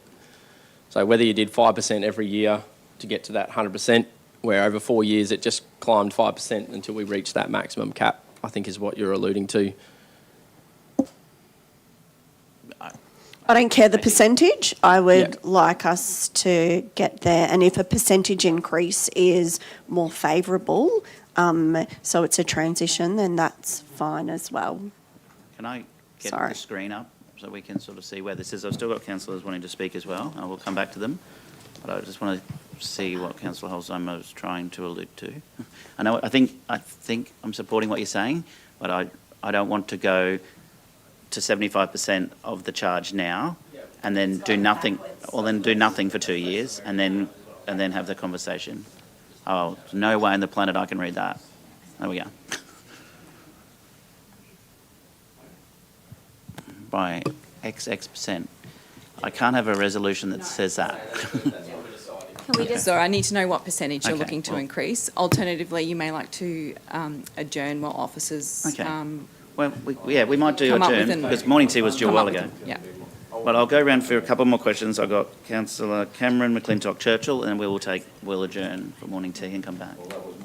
Oh, okay, well, I'll take you out. You're not, well, it'll be lunch soon. Councillor Cameron. Yeah, thank you. Look, I understand the desire to increase the infrastructure charge to the max cap, but look, no one's busting the door down to come in here and develop. Our stock is very, very low. We still need to encourage people to come in. We do have the ability to look at our infrastructure charges every year within our budgeting and through the budgeting process. I think what's been proposed today is a very logical, well thought out pathway to getting there. That's only different where I disagree. I don't see it gets there. I see the path that have been offered by the officers doesn't ever get us there. Yeah, not today. But I don't think it's there ever. If it did, I'll probably come along the journey, but convince me. Tell me how we ever get there under your recommendation. The challenge of putting the percentage in is implementing it because the charge goes up every year. The max cap goes up every year anyway, so if we then say it goes up 5%, so our intention was to come back each year with this planning scheme review and update the charges incrementally. That doesn't give the developers that certainty that Matthew just told me they are looking for. It- Because you're with- going to change it every year. They go, oh, every year they change this. No, I don't want to give them that either. One thing they don't like is a shock, which we can't go up 25% in one day. The other thing they want is a certainty. So I would like to give them that today, one way or another. Anyway, I hear what you're saying, Councillor Cameron, but I don't know that what I'm being offered by the officers gets us to there. Now, we might not agree as a board, we might just have to take a vote and split it, but see, here we go. I'll go to Councillor McClintock, then we'll take morning tea.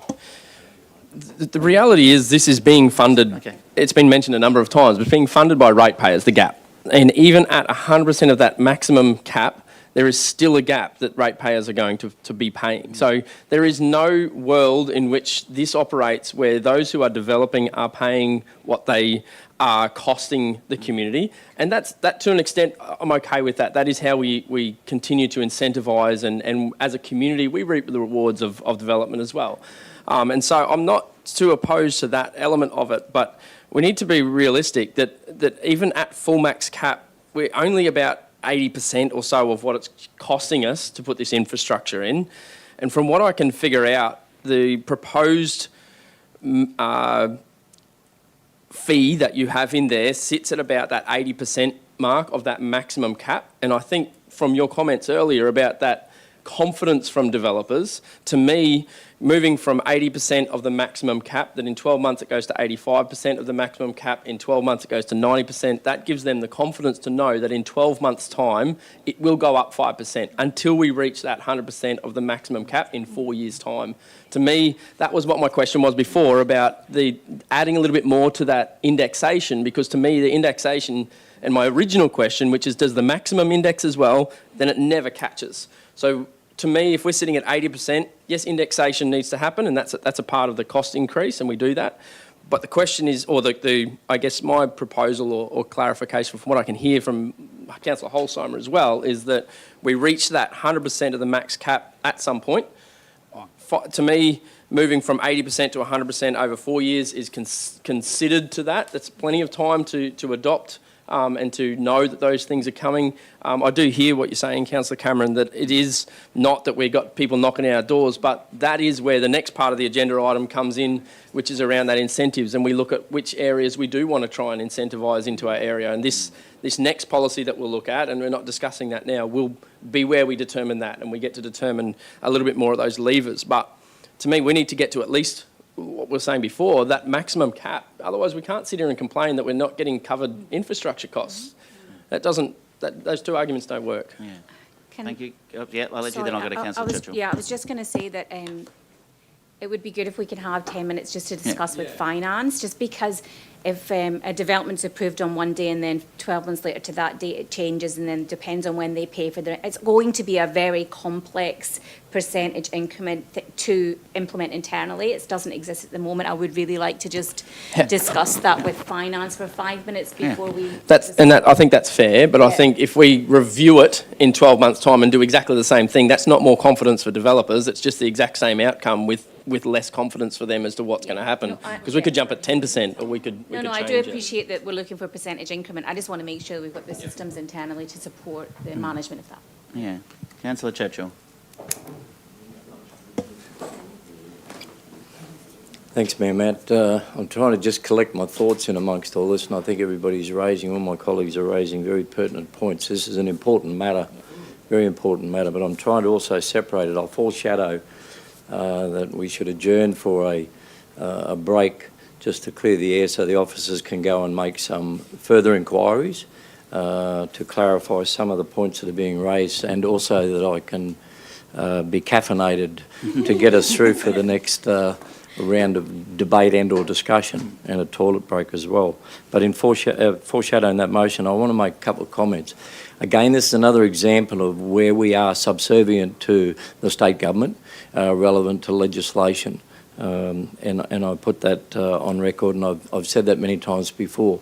But I'm also on record in the past, and I'll continue to be an advocate, that I am opposed to any cross-subsidisation within our region, and I'm actually opposed to this endeavour to have our ratepayers pay for someone else who's profiting as a result of what they do. And I think Councillor Cameron raises an extremely pertinent point, but I think that pertinent point is an economic development discussion, or perhaps there is an opportunity for another aspect of the next agenda item in the incentive policy to determine appropriately where and what's needed for housing and or development.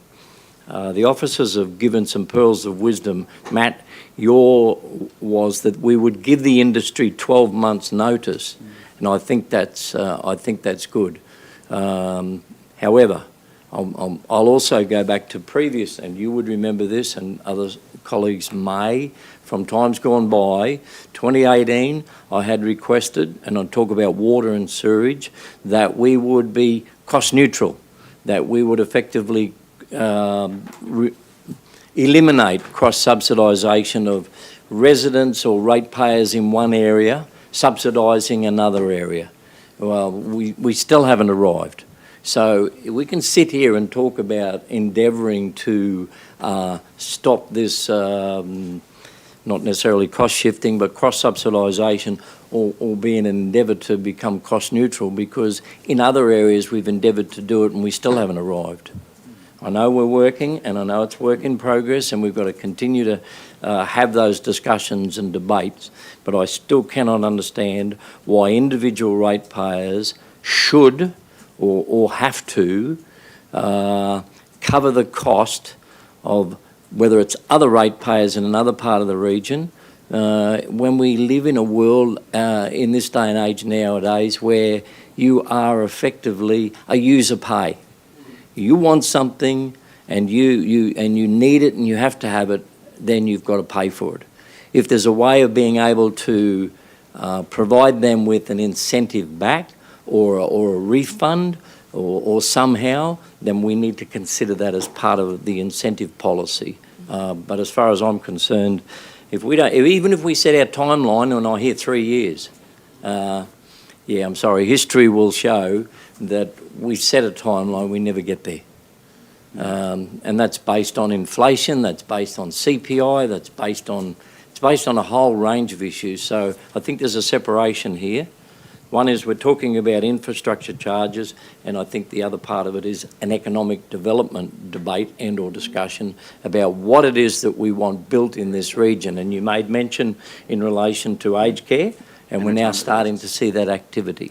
But it might be in other areas as well. But anyway, hope you'll accept my foreshadowed motion to adjourn for a period of time. We'll definitely adjourn, and normally I would say we'll break for morning tea, but because we're in mid-item, I will take that motion to adjourn. Thank you, Councillor Churchill. I'll second it myself.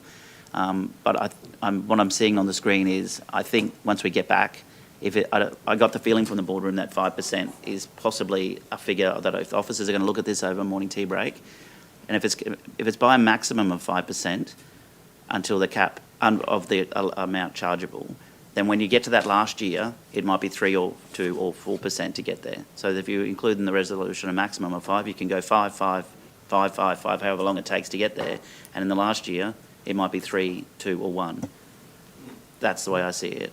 But anyway, let's break. Can I just ask a quick question on that? But Councillor Muscat also raises a pertinent point, is that we need to be reviewing it you review them It anyway. needs to come back. It needs to come back. If anything changes, we have another unexpected boom of some sort or some other thing, we always reserve the right to just call anything in. Yeah, and if So it's not, I mean, the certainty that goes to developers, yeah, there is certainty, but Microphone. there's never 100% certainty on anything. So the one thing they're certain of is what the max cap is. They know they're not going to pay any more than that anywhere in Queensland. That's the only thing they're certain That's of. true. What they're relying on is council not charging them the maximum, which is still less than probably 20% what it actually costs. yeah, which is again a business expense that goes into the business plan, in which there's a high percentage of that incorporated as a profit to go to those ones that engage in that.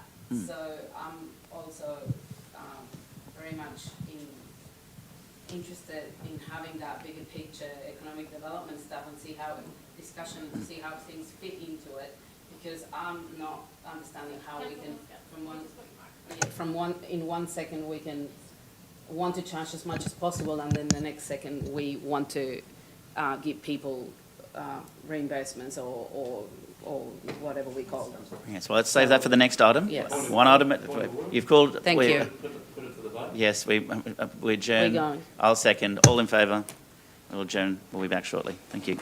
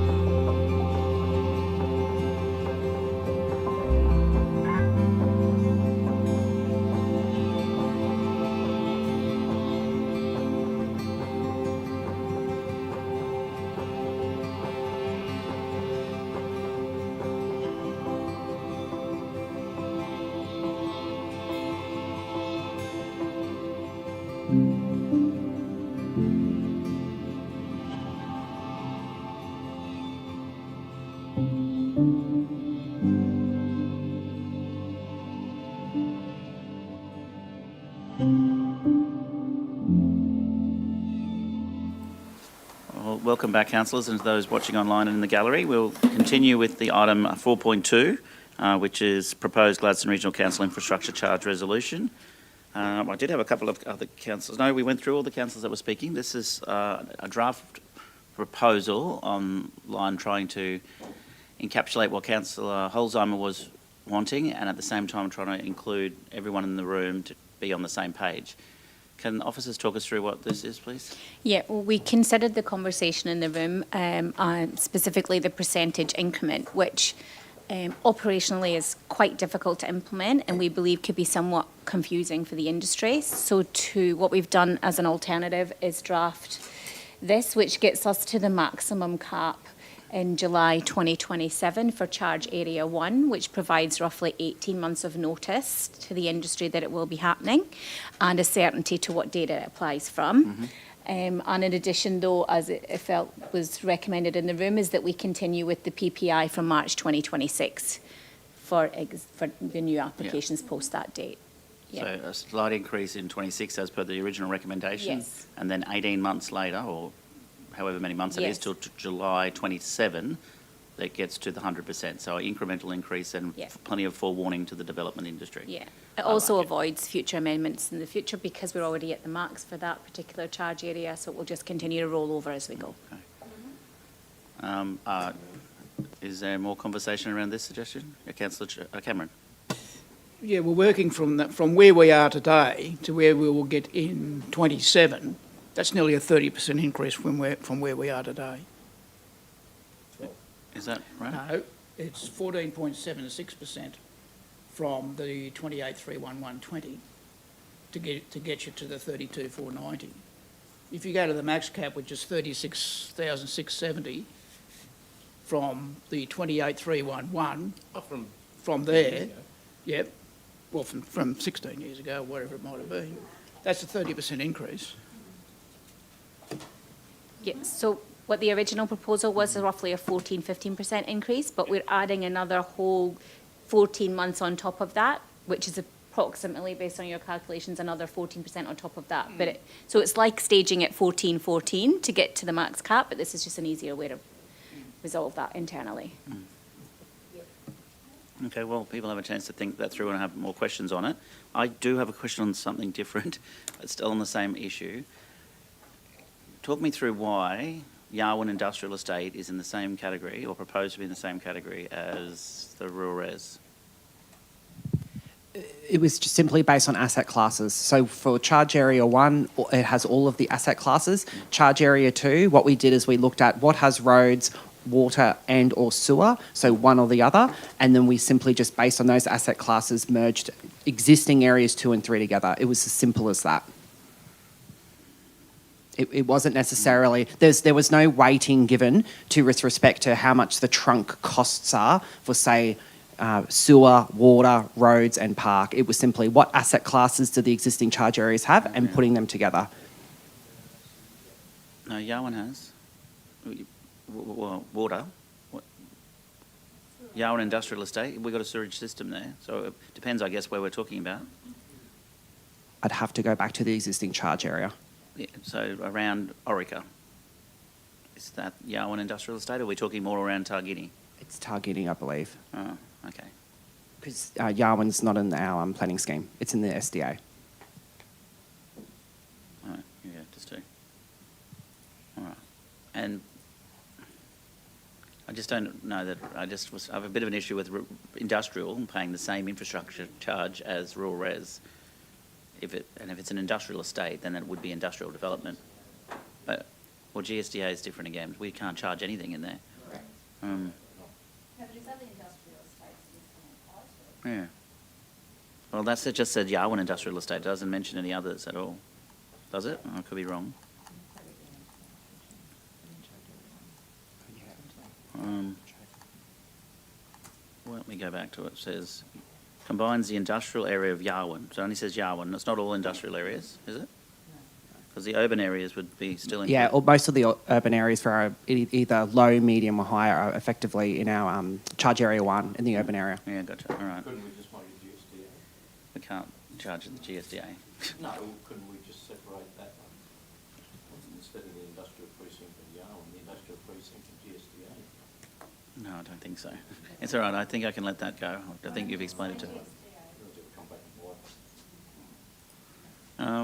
That's okay. I'll let it go. I think you've answered it for me.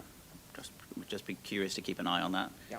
See what applications we might get. Any further questions, comments on the proposed or the suggested resolution? Firstly, Councillor Holzheimer, are you happy with that? That was what you were trying to get to. Yeah, happy with that, and thank you for the work that everybody did to put words on paper and make sense of this discussion. Thank you. Councillor, Cameron, then Churchill. Yeah, can you explain where we're going to today? What do we have on the table at the moment? Okay. Relative to the officer's report? And that was my question as well, but the governance process, because you had a motion that you'd received and then we had a foreshadowed motion, so I'm just... I didn't, well, the motion wasn't put, I didn't move, but Councillor Holzheimer was one, no, Councillor Holzheimer moved, said she was going to move a motion. I said, we will go around the table first. We went through about 5 or 6 speakers, then Councillor Cameron said he would move a motion. So I, out of respect to the first councillor who raised it, said I would come back to her first. I've tried to get a resolution that we can all be happy with. We may not. Ultimately, it's unanimous. If it's not, that's the end of the day. That's what we get to, whether it's this or another one. So maybe I'll take a move at that. Are you happy to move this for governance? Yes, please. So my understanding of this, Councillor Cameron, is that we will increase the indexation as originally suggested in the original recommendation. So that's the 2nd of March 26 that will commence, and then, pardon? Yes, and then we will actually go to the 100% for Area 1 as of the 1st of July 2027. So there's two different processes being picked up within this. So the indexation is acknowledged in the point A for 1, and then the infrastructure charges in 2.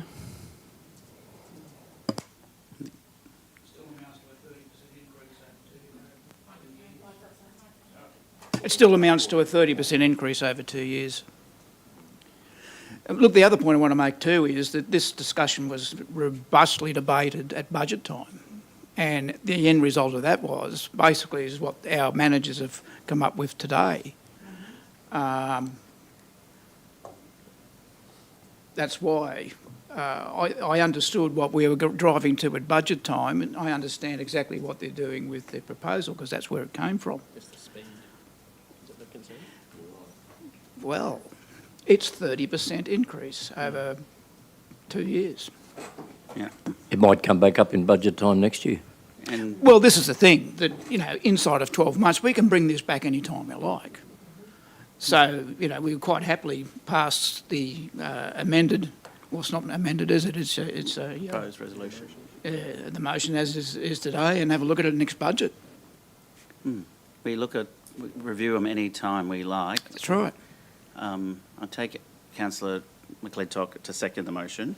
I just want to, from my point of view, I think I know any increase will not be welcomed by the development community, but the certainty that this gives them is that we're not putting it up 100% tomorrow. We're not putting it up 100% to 100%, not 100%, but to 100% on the 1st of March next year. It's the 1st of July 2027, which is, it's a stepped increase, and it makes it easier for the organisation rather than, say, 5%, 6%, 4%, whatever that might be. I'm comfortable with the resolution as recommended. It still puts us at probably about 80% of the actual cost. They're only paying 80% of the actual cost, so we're still going to be always behind by 20%, even on the 1st of July 2027. And we've got a whole other conversation coming up about incentives and things. Any further comments, questions? Councillor Davis. Yeah, if this isn't passed around the room, I'm happy to support the officer's original recommendation. Beeban? No, he didn't. No. No, we can go back through the live stream. Councillor Holzheimer was the very first to speak and started preparing. No, it's okay. No, it's enough. Yeah, I know, but I want the people watching online not to see otherwise.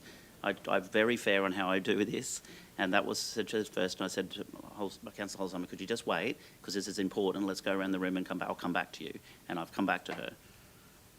Yeah, that's fair, Mr Mayor.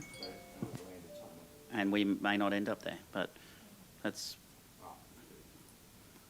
Any final comments from our officers? Acting CEO? No? Staying out of this one? All right, well, I'm going to put the motion then. The recommendation on the screen, which is that it increase as per the officer's recommendation, and then A, apply PPI from the date the infrastructure charge notice is levied, and point 2, in accordance with the Planning Act 2016, that increase adoptive infrastructure charges from the 1st of July 2027 for charge area 1 be 100%, charge area 2 be 75%, and charge area 3 be 50% of the allowable charge.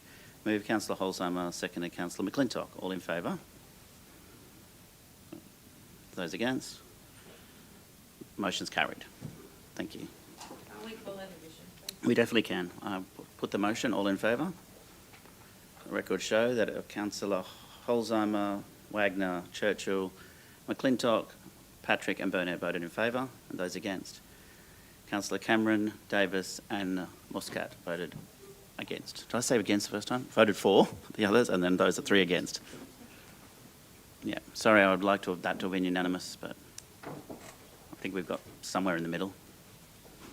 Okay, thank you, team. Let's move to the next item on the agenda. Oh, this is not going to be easy.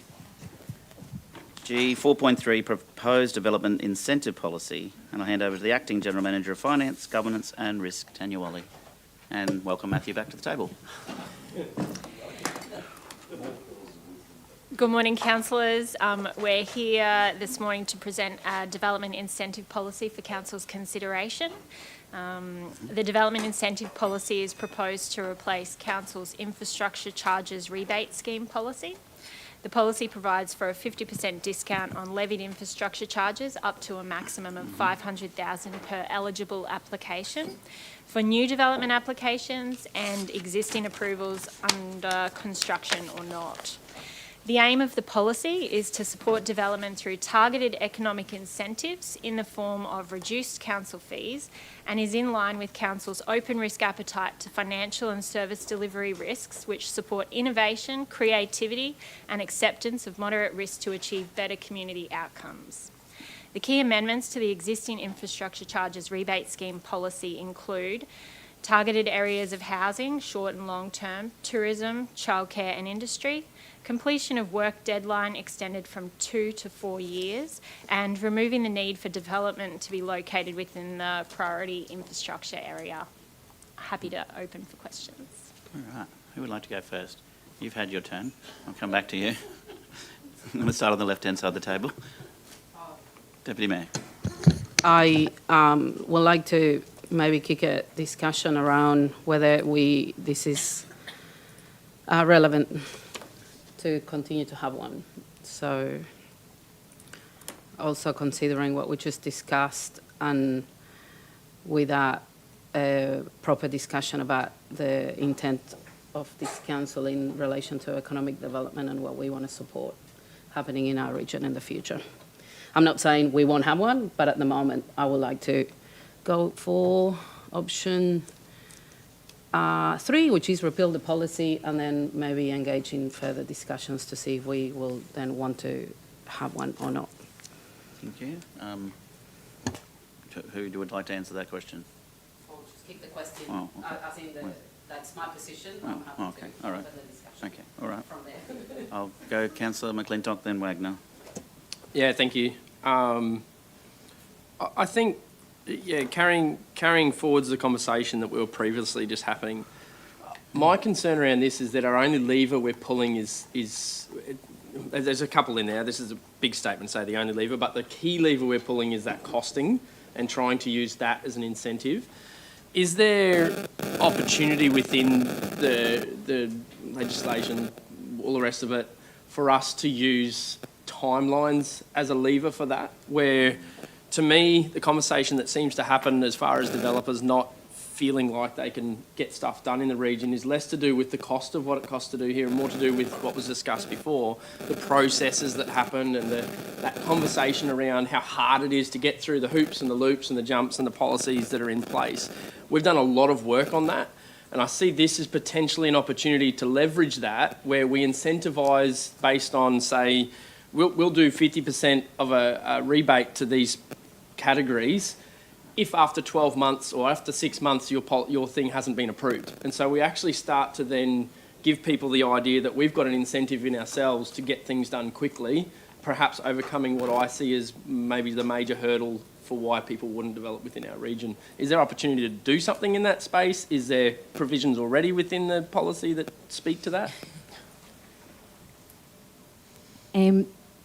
That's a double-edged sword. We need to be super careful there because they proponents hold time in their hand as much as we hold time in ours. So there could be delay mechanisms, not saying that, but there is the potential there that we would put ourselves in a tricky situation if we were to link it purely to time.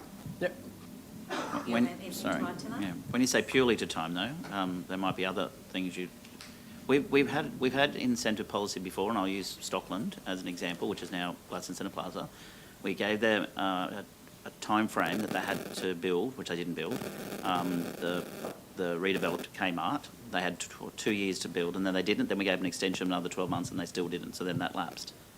Yeah, no, Councillor McClintock was referring to if we hadn't approved their application within 12 months, that we would give them a rebate. So my response to that was because of the backwards and forwards in the request for information in order to get a DA through, there is the chance that Yeah. that would, I yeah. misinterpreted his question. Totally, and I understand exactly what you're saying, and that's what I was trying to figure out there, though, is how could we perhaps leverage what we're already doing behind the scenes with some of that other stuff, and is there opportunity? Maybe it's not that, but that's like I said, that's a very blanket.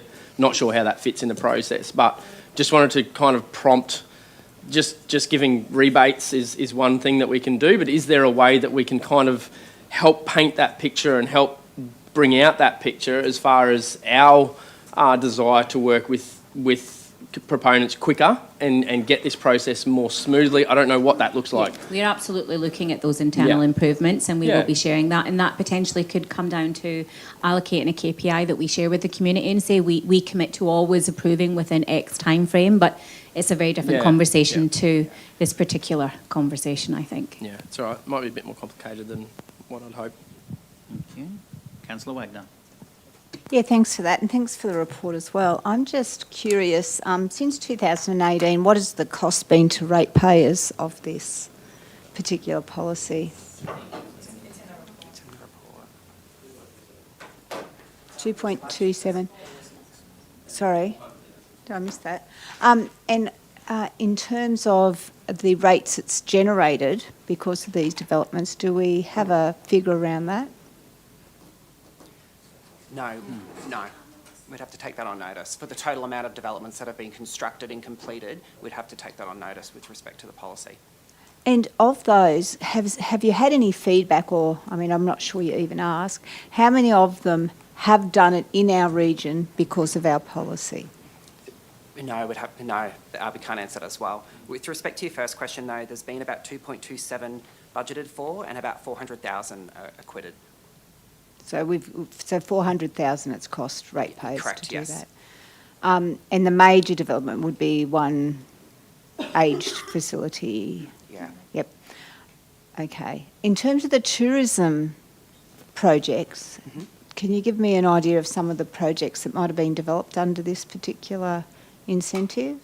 So with respect to what's been put forward, it's a proposed change, I guess. So okay. With respect to the tourism opportunities, obviously we've got a major amendment with respect to tourism that we're currently drafting at the moment. So the idea about the amendment to this policy is that once the planning scheme is opened up and relaxed for certain types of land uses, where proponents are needing to lodge an application, the incentive will, I guess, sit with that land use as well. So I guess we're pulling a lever with respect to policy, and then we're pulling another lever with respect to cost as well. So that might give a good example of how it will work, or proposing it to work. Can I ask why tourism was added to that? Like, is that one of our strategic objectives? Yeah. Yes. Our priorities, sorry, our strategic priorities. Yes, and it also forms one of the first amendments to the scheme that we're preparing. I'd be keen to see that particular priority because it's not coming to mind right at the moment. But, okay, no, that's all right. Okay, thank you. Councillor Wagner, I think it was predominantly from the planning scheme review. It's come in from the consultancy and the work that was done to review it, and it was indicated that from the 10-year review that this is something that we should look at, and it was it's quite a topic in the community as well from our engagement to this point, that they're looking for some improvements in that space. So have we added that to our priorities? Because I can't remember seeing it. I think it depends which priorities you're talking about. We're talking about the planning scheme review, and that tourism is a priority in the review of the planning scheme legislation, and this is like a secondary lever in order to encourage that in our region. Okay, thank you. Councillor Holzheimer, yes, I suppose it's your turn again. I promise I won't be as contentious this time. Maybe. So I find it really interesting that we've only had a really small amount of people that have actually even taken this on. So, the other part is when we have that statement over housing in there, targeted areas of housing, short and long term, I don't know if that's exactly where for me, it's around that affordable housing, because we can build houses. It doesn't mean that everybody in our community can actually, it's still not affordable as well. So that component of that, if you could provide a little bit of clarification. Yeah, so at the moment, our scheme doesn't effectively regulate affordable development models, if that makes sense. So effectively, if you lodge a development application for 35 townhouses, our scheme does not understand whether that's 35 very high-end townhouses or 35 townhouses under a differing model that presents like a different price range or price bracket or an agreement. So what we've done with respect to this is we've introduced new residential land uses, so short-term accommodation, units, whatever that may be, and that's basically put into the incentive policy. However, the applications that we receive and assess and approve, and the applicants that apply under this was kind of out of our hands. It would simply just be what development applications have been approved. But the model by which they're constructed, we won't be regulating as part of the scheme. So the comment that Councillor Muscat made in regards to looking at this from that economic perspective, would that impact how that would look then if we went and had that conversation further in regards to what that incentive would look like? We can ultimately draft this to meet whatever the economic drive is for the region. This is just an amendment based on what we've done from the planning scheme to this point. But absolutely, if you want to have that strategic conversation, we will adapt this to match the drive of the boardroom. Yeah. Okay, beautiful. And if we weren't to adopt this and to go to option 3, that doesn't stop somebody applying and asking for it to come to the boardroom for us to actually consider that. Yep. So at any stage that somebody actually wanted us to consider these options for them, they could simply ask for it to come to the boardroom anyway. Correct. Okay, thank you.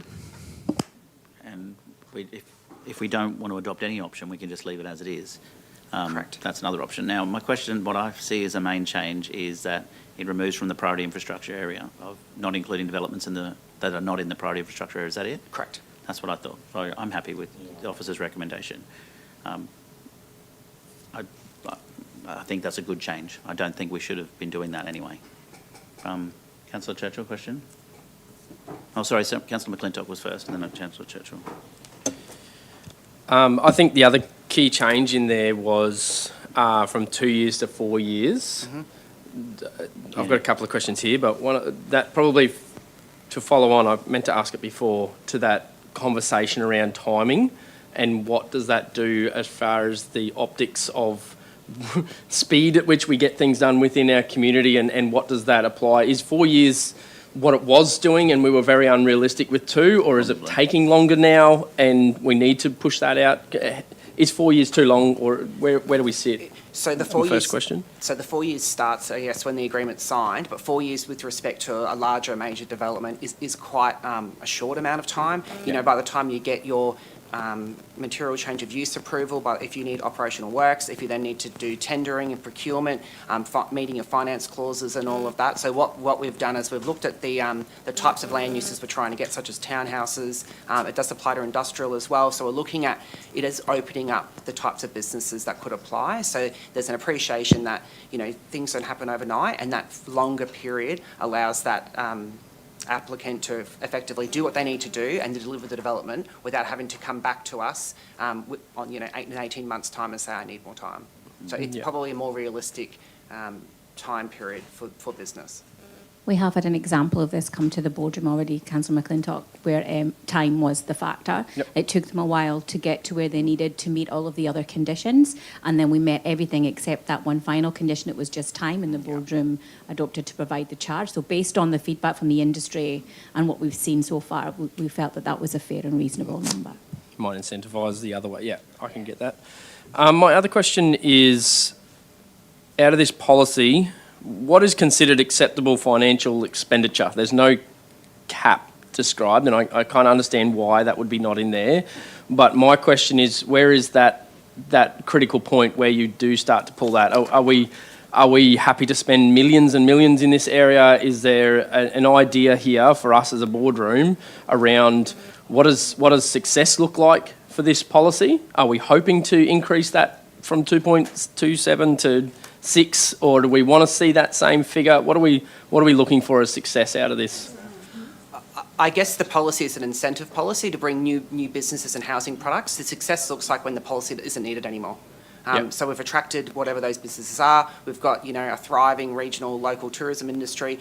The housing market effectively has kind of got to a point where we've received a lot new stock, and then we can effectively put the incentive policy away and say we've incentivised and we've got where we needed to get to. All the incentive policy is changed significantly, that it's reduced right back to maybe, one or two, resorts, or it could be whatever land use we critically need. So the success of the policy is effectively there is no policy, because we've incentivised the development. So then my first part of that question then is where is that cap currently? Is there great opportunity for people to jump on board with this, or is this you need to get in and get it done? Can we give a bit of an impression of where we're hoping to be? So at the moment the approvals are for 2 years, and that 2 years means at the moment we've acquitted 400,000 and the approvals are only for 2 years. So as each approval is requesting to extend, we're looking at that bottom line to go where are we are, how much have we acquitted. If we find that applicants are starting to deliver what they're saying they were going to deliver, and obviously housing is being introduced, so it's a new land use. Once we start seeing applicants applying under residential development, that may change, and I guess it's when the point pivots that we actually see that we're acquitting the funds, that will be a moment in time when we have to stop and pause. Okay, let me rephrase a little bit. Have we budgeted a line for this as a cost? Yes. And what is that? This is budgeted. 2.27 is what's been budgeted. So at any time when we reach that limit, or if council decides to set a new limit with the next budget, we can withdraw the policy or amend it as required. Brilliant. So the budget is sitting at 2.27. That will be a key trigger for returning this to have a conversation here. That was the first part of it. And my concern is further to Councillor Holsimon's question, which is we were very narrow in our previous approach. We've broadened this right out, and I'm not necessarily opposed to that. I do wonder, things like industry are a very broad brush to paint, and does the policy, the planning scheme, is it the document that's going to give further clarification to what these very broad topics mean, or is this just up to officers to decide if something's in an industry or not? The planning scheme will effectively assess the development application like we ordinarily do. The applicant needs to apply, and the policy as it's currently drafted, well, what's in effect now and what's proposed, the organisation has discretion to approve or not approve applications as they come in as well. Okay. All right. Councillor McClintock, I also wanted to confirm that 2.7 million, that has what's been budgeted since the conception of the policy in 2018. Yeah. So I can't tell you the exact figure this year, but I will update you on that. Right. Okay. I can confirm the annual amount it sits in the economic development budget. It's closer to approximately 500,000. I haven't got the exact amount for you. Okay. And we've assessed that forecast as well to understand what's potentially coming. And I guess that was where my question was what is in the picture of our council business is success in this, which is around that 500,000 is coming in. Over that would be starting to exceed what we've allowed for it. Under that is not achieving what we'd hope it would achieve. So that's the number I was looking for. Thank you. Thank you. Councillor Churchill, Cameron, then Patrick. You're right now? That answered your question? Councillor Churchill, yeah, okay. I thought Councillor Cameron was before me, but I'll take the opportunity, just make it brief. I'm actually in favour of the officer's recommendation. And I thank you for what you have done with the PIA, albeit the priority infrastructure area, which was always a sensitive sort of area. When we consider that we've probably got about, maybe 5% sitting in there as part of our overall budget, might be 6%, and only 0.111% recurring is taken up in relation to it, which is very minute compared to our overall budget, and it needs to be there. And I know that there's a discussion there needs to be a discussion held in relation to economic development, but we strategically brought economic development into this local government in understanding this is going back 2017. It was very robust debate and discussion because many opinions in relation to what is truly economic development for our region. And so we've been on that journey. And Councillor McClintock is raising some of the questions that I had, and I think that's very pertinent right at this particular point, but I don't think it's a discussion for today. It's a discussion that we need to have a talk about what the future of economic development will be. And just a reminder that we've actually got a 10-year transition plan. So somewhere in amongst that 10-year transition plan, we need to be able to maybe do a review of that now and where we've landed right now and pluck some of the priorities out of that and then make them part of the priority in the policy, or have the market drive that particular area for us, because I think we've achieved some outcomes. In actual fact, one of them that I do remember we had robust debate that found its way in here outside of the PIA is now an award-winning tourism operation with Queensland Tourism Industry Council. So if that's to be put on public record, that sometimes these incentives do produce positive outcomes. And I think most local governments, if not all local governments, have some type of incentive policy. It is more about how we implement it and how we determine what are the priorities and if they are priorities. Because if there's no priorities, then the incentive shouldn't be there. That's just no question, just comment, thanks. Happy to support the recommendation. Thank you, Councillor Cameron. Yeah, thanks. Just been thinking this one over. I mean, an incentive is always good to have out there, but is it always a fiscal incentive? Okay. I'll give you an example. When I was doing the Acre Creek coal project, it was a time of the essence contract. They needed houses really quickly. They didn't help themselves because we put the tender in one day, then they canned the project the next, and a month later they came back and said, oh, it's on now.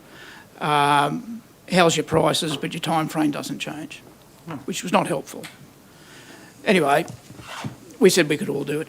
Long and the short is, they came to us after the project started and said, look, we're prepared to pay you more money to get these things going quicker and your delivery dates quicker. And for some reason they came to me first, and I was probably the smallest contractor there. And I said, well, I'll tell you what, I'll give you a deal that it will do it for the same price, no increase in our contract sum, but instead of paying us every 30 days, pay us every 14. That enhances our cash flow, gives us the ability to do more quicker. And I said, if the other two guys are smart boys, they'll take it up, which they did. The project management team thought I was the devil because I doubled their workload. The general manager thought I was a genius. But so is there something around this we can do, charge the full infrastructure charges, but maybe the infrastructure charge doesn't come off until they actually make a sale on that particular property? Could be a bit messy, but it's another scheme whereby we get the full infrastructure charge, but they get the ability of keeping a hold of their capital costs for a certain degree, and their cash flow is enhanced and gives them a greater ability to do further work, further stages. We just got to wait for our money, but we get it at 100%. Food for thought. There's been deferred infrastructure charges in the past. Correct me if I'm wrong, Helen, I'm pretty sure they end up, when things go belly up, we still get them on through the rates notice, yeah? Yeah, the other thing to keep in mind is... The other thing to keep in mind is the timing that the infrastructure charge is payable. So it's generally commencement of the use. So it's generally after a lot of the capital has been expended by the developer. In the ones that we're talking about, if we were incentives where delayed payment, it has worked in councils where they're trying to, when they're applying it to residential land subdivision, which we're not intending on this one, where they don't pay it until a house is built, for example, or they get a 12-month waiver of their rates. So timing is a way of managing that, but it probably wouldn't apply to anything that's in this policy because it's payable at the completion of the works, at the commencement of the use when it becomes operational. Yeah, well, my thoughts were there's options. You can have a fiscal discount up the front, or can we manage this that helps your business, carry out your business and doesn't over-impact your cash flow or your capital outlay. It worked for me. Yeah. Deputy Manager, do you have a question? Yeah, no, it's not a question, but I like to just go through this in a couple more minutes again. So I see this policy. I've been part of the council previous that talked about this policy in a number of occasions. The policy has been somehow beneficial to some people, but those people are also those ones that actually wanted more than just the policy, the discounts in the policy, or people that did not actually, their request was outside the policy, either from a priority infrastructure area or other situations, or they wanted more. I've seen how we make decisions that I have been very uncomfortable with, where we just pick and choose who the winners are. For me, with lack of actual proper information. So again, we discuss this. Developers, infrastructure charges are part of a development, and they should be part of a business case. I'm not saying this never worked. I'm just saying that it might have worked to an extent, which was uncomfortable for me. By the figures that I got here, it's obviously not being taken up as much as it's not doing what it's supposed to be doing. I'm not against incentivizing the economy at all. Actually, I'm all in favor to incentivizing the economy. However, I think doing it through infrastructure charges, incentive, or discount policy is not the way of doing it, especially from the back of the conversation which is had before. It provides inconsistency, it provides confusion as to who's the winners and who the losers are. There's no alignment with an economic development, I don't know, probably relevant analysis or up-to-date analysis because this has been developed a few years ago, and I appreciate that you're bringing it with some improvements, which I believe they are improvements, but it's probably a time for me to just go back to the drawing board and see what is that we're doing and understand what it is that we want to incentivize, how it affects our bottom line, and then also, in the meantime, eliminating all of those conversations that made us very uncomfortable and pick and choose winners and losers without me, at least myself, having the information that I need to make those decisions. So I would like to, I don't know if there's a mover or not, and I'm happy to lose the vote, but I would like to move option 3. Thank you. One second. With the provision that we will have another discussion in relation to economic development and how we can incentivize, not just from an infrastructure charge perspective, but a holistic perspective. Thank you. Move Deputy Mayor, seconding Councillor Wagner. The comments, questions, councillors? Councillor Patrick. Sorry, Mr. Mayor. Thank you. I have to agree with Natalia on this. I'm looking at the figures and I'm thinking, does this policy really work? Let's go back and let's actually have a really good look at what we're doing. Yeah.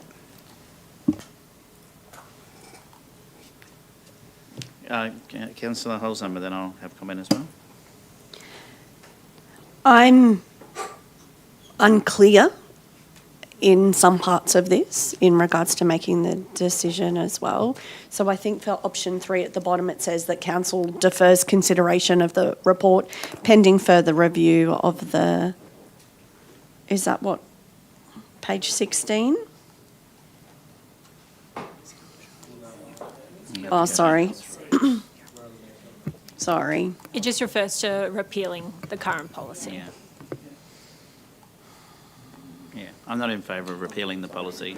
I'm happy Sorry, for us to I was on the one before. Yeah, I'm happy for us to relook at it and consider it again, but then we'll have no policy. So we're in policy void in the meantime, while we could spend 12 months or 2 years trying to find another one. And I think what's been offered here today is better than what we've currently got.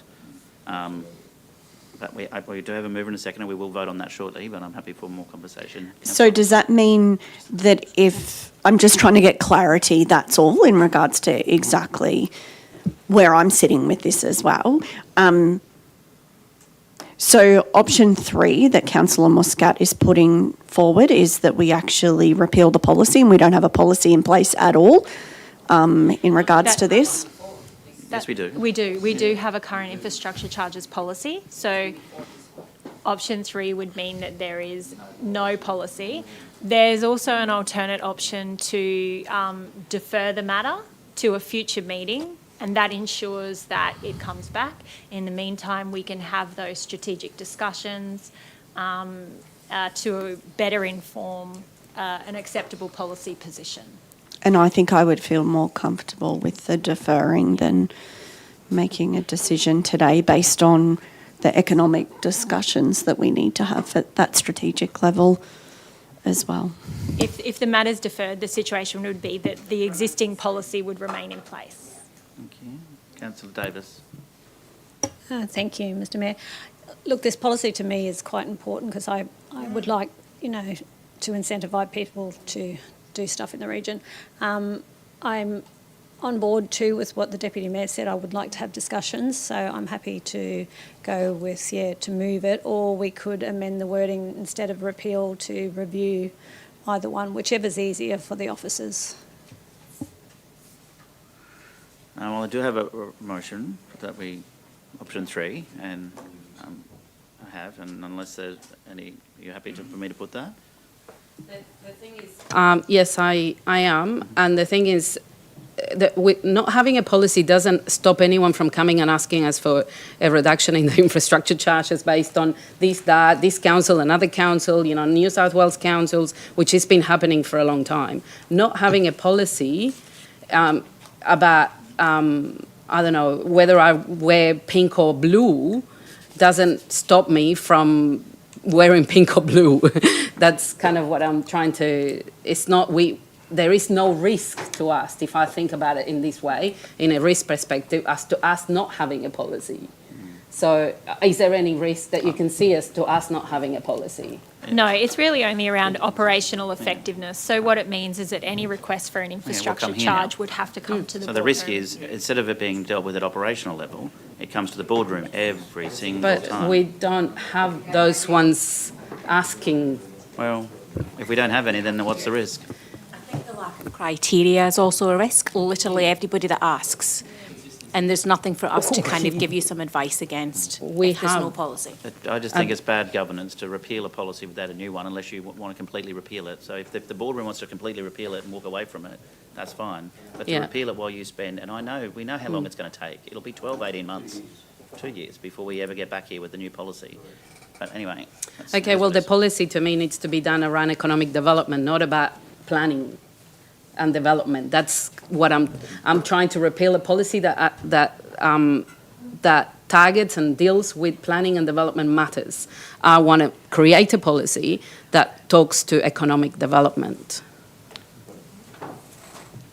But I'm happy if we all. I think we all in a similar page in a way.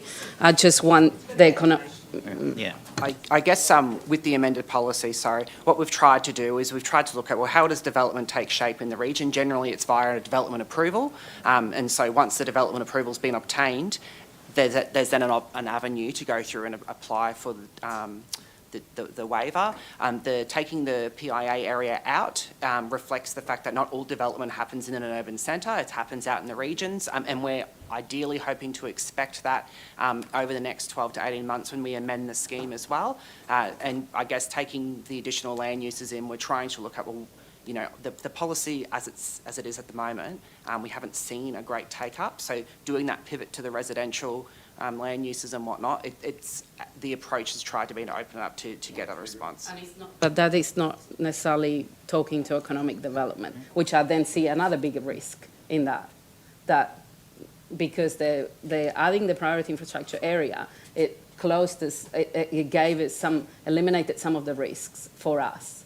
We decided against it a number of times here at the boardroom, but taking it out, while, might be okay, it also brings another lot of risk to us. So where we just want to get as much money as possible from developers to cost recover, but yet again, then we open it up to more people to just ask us for discounts. which is the same people that's going to pay. So I find that inconsistent, and so that's why I'm having trouble marrying the two. I'm not against the incentives. I'm not against cost recovery in any shape or form. In fact, I'm all for it, but I just don't see it done in an orderly way which makes sense to people and to myself when I make decisions. So, Thank you. Carly? Thank you, Mr. Mayor. I think it's a really good strategic lens that you're putting over this topic, and it's good timing. We're moving into the corporate plan as well, so we're about to be reviewing things like our economic development strategy and the transition roadmap. I do want to just make the point that the current policy is aligned with economic development, and it is in the economic development budget. So it's presented today by Development Services, but very much aligned with economic development. But it doesn't hurt, and I can see that you're not seeing that connection between our strategic approach to economic development landing in here. Very much we're seeing the feedback that we're getting from our community in the planning scheme reviews showing through here. So we can certainly take that on board, and I think we can look at the workshops we're holding for the corporate plan to inform the economic development strategy and then make sure that feeds through here. We can do that by keeping your current policy if you wanted to, or you could even adopt the current proposals that are in front of you today and then ask us to bring that back after we've reviewed. I think it would align really well with your corporate plan. Do you have any back? yeah, if we, considering also the risk that you bring, thank you very much for that, but considering the risks that we're probably not understanding, I will probably be happy to defer. So we stay as business as usual, and we move on to analysing and researching how to best do incentives for economic development. So that might or might not include infrastructure charges. I know the governance team are both looking at me right now. And over here, I've got them at both ends. You'd have to withdraw. I withdraw my motion. And the second is happy to withdraw. Thank you. Motion withdraw. Would you like to? I would like to propose that we defer this to a further day or meeting or Councillor Moscow, you'll just have to nominate a date, and may I suggest 30th of June, as that will align with our corporate plan Sounds and budget. great. Thank you.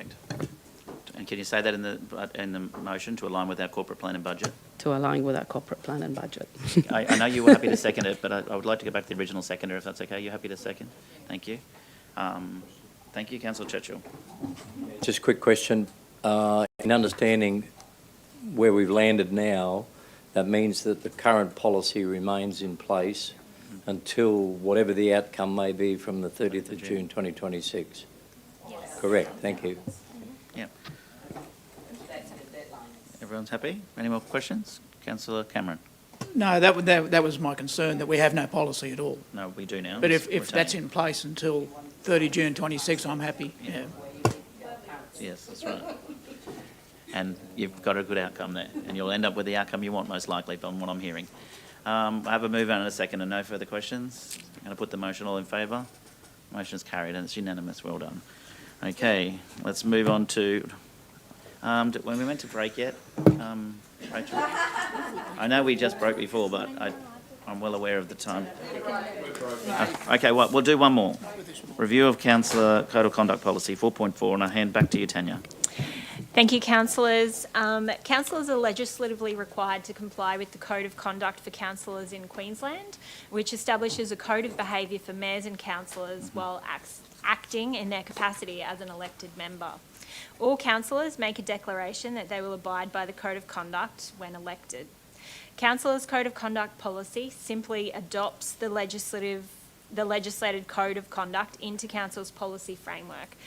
There's no requirement for Council to have a Code of Conduct policy, and maintaining the policy does create an administrative burden, albeit small. So it's proposed that the policy be repealed. Thank you. Makes very good sense. Councillor Wagner. Happy to second. Well, I had a mover in Councillor Patrick and a second in Councillor Wagner. All in favour? So it should be. Thank you. Well, we might squeeze one more in then, yeah? No. All right, lunch. We'll break for lunch. I think it's probably here. Is that right? Okay. Well, let's do one more. Oh, sorry. We'll break for lunch. Thank you. Thank you, Joshua. We'll be back shortly.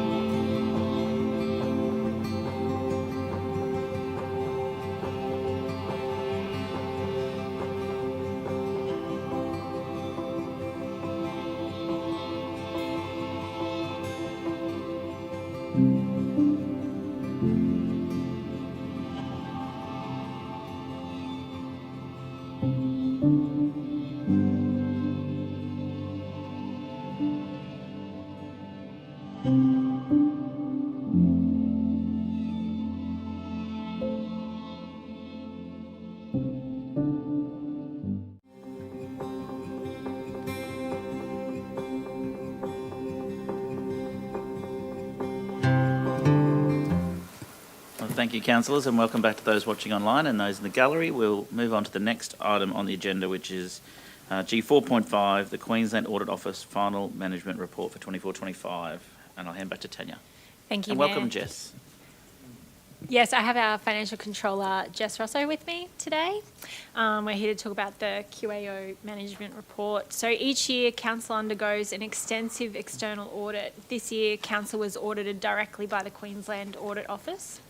The attached Final Management Report details the work undertaken as part of the audit, assesses the design and implementation of internal controls and whether they operate effectively, and details any financial reporting issues and other matters that should be considered. In the report for 24-25 reported 2 new significant deficiencies in Council's internal controls. There are also 10 current year deficiencies, 1 financial reporting issue, and 3 prior year unresolved deficiencies, which management have committed to resolving within the noted timeframes. 2 of these are already resolved pending review. Happy to take questions. Thank you. Questions to Tanya, please. No? No? Councillor Wagner. Look, thank you for a great report. I do notice there was a couple of deficiencies and there's some remedies in place for that. So I just want to say I'm happy to support the report and move that it be adopted. Thank you. Move Councillor Wagner, seconded Councillor Holzheimer. Any further questions or comments? That was relatively easy, Jess. Tanya, all in favour? Carried. Thank you. I guess you did the hard yard to get to that point.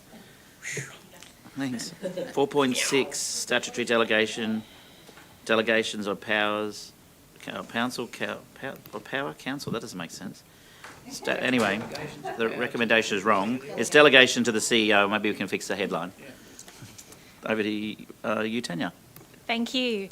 Local governments are required to establish and maintain a register of statutory delegations, which delegates authority from Council to the CEO to make decisions and take action under the wide range of legislation that applies to Council.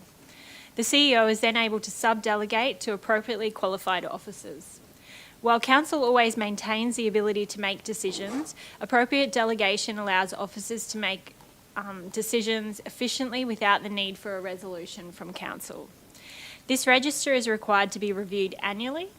The register presented today includes previously adopted delegations by Council, as well as new delegations that arise from the introduction of new legislation or amendments to legislation. Some of the new delegations include work health and safety regulation, in respect of operational level changes relating to hazardous substances, confined spaces, falls, demolition of work, noise, excavation, work, plant structure and asbestos.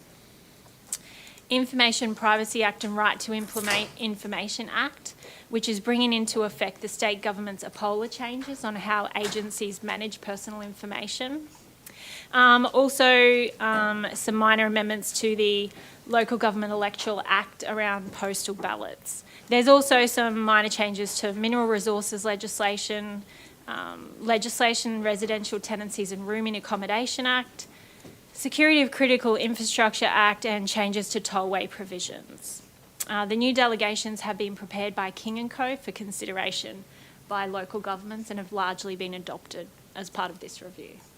Happy to support the officer's recommendation on the proviso, and I ask it every year, that the delegations register is available upon request for people wanting to be able to view and or understand what's been delegated. It definitely is, Councillor Churchill. Thank you. Thank you. Is that seconding Councillor McClintock? And a question? Yep. And then I'll go to... Just, my question was, what is ADR? I think I've figured out what it is. But in the... microphone. I turned it off. I must have done it twice. ADR, it was referred to quite a lot in the new red, not yet approved lines, but I just couldn't quite figure out... For which provision, sorry? I'm on page 91. It was in a few different ones. It's not super important. I'm just trying to clarify who ADR is. Power as a party given to ADR to, within the usual period, ask the other party for a longer period. It just doesn't... I just don't know who ADR is. What comes to the top of my mind is alternate dispute resolution. But just let me have a quick Dispute. look. Sorry, there's a lot there. Yeah? Yes, it is alternate dispute resolution. Okay. Because I just saw it in a few different things. It wasn't just around election stuff. I was trying to figure out what...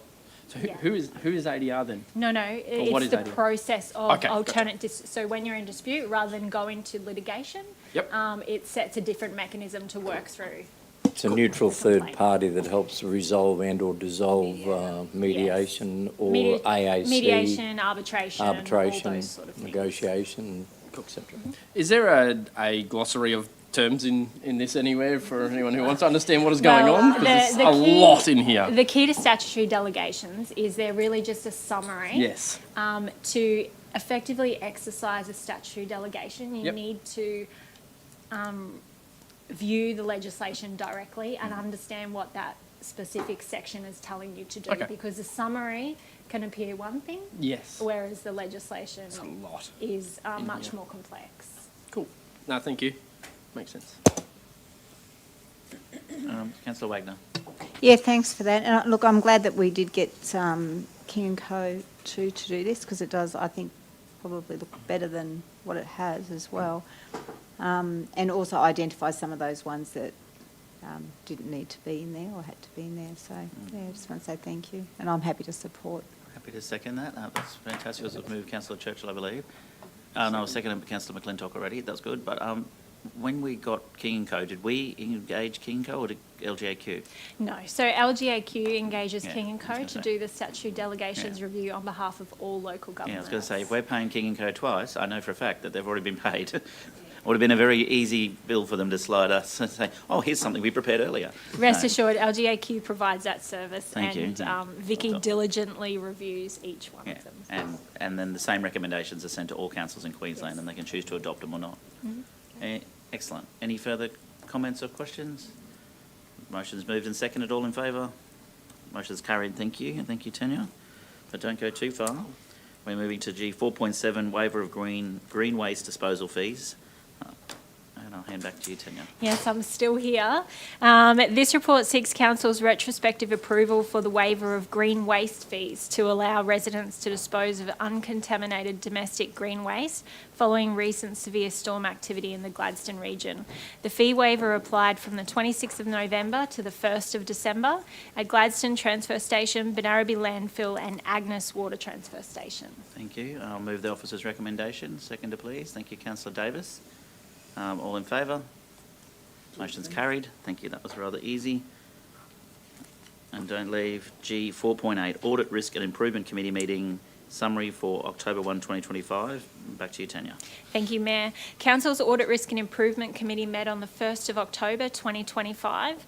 The local government regulations provide that as soon as practicable, after a meeting of the committee, Council must be provided a written report about the matters reviewed at the meeting and any recommendations.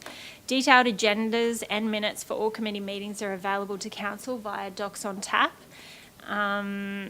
Councillors Moscat and Holzheimer are members of ARIC and may wish to provide some additional comment. Thank you. Deputy Mayor? No, well, the summary's pretty good, so we have another one tomorrow. Oh, okay. Mm-hmm. Excellent. Would someone like to move the officer's recommendation? Other than someone on the committee? Thank you, Councillor. Proxy's fine. I'll take you. I'll take it. Councillor Patrick and Councillor Cameron. Thank you, Councillor Cameron. All in favour? Carried. Sorry, Councillor Patrick, I won't take you. We'll keep moving. G 4.9, and there's a few of these. We might welcome Kylie to the table. Is lease renewal for Meteor Sports Club. General Manager of Community and Lifestyle, Kylie Lee. Thank you. Thank you, Mr Mayor, and I've got Libby Catamol with me today, Council's Community Leasing Specialist. Libby's been working very hard with some of our sporting clubs to renew their leases. We have 4 leases to present to you today. The first of those is Meteor Sports Club, which is at 673 Glenlyon Road, opposite our Tondoon Botanic Gardens. Their current lease is expiring. It has expired on the 30th of June 2025. And it currently is in a carryover arrangement.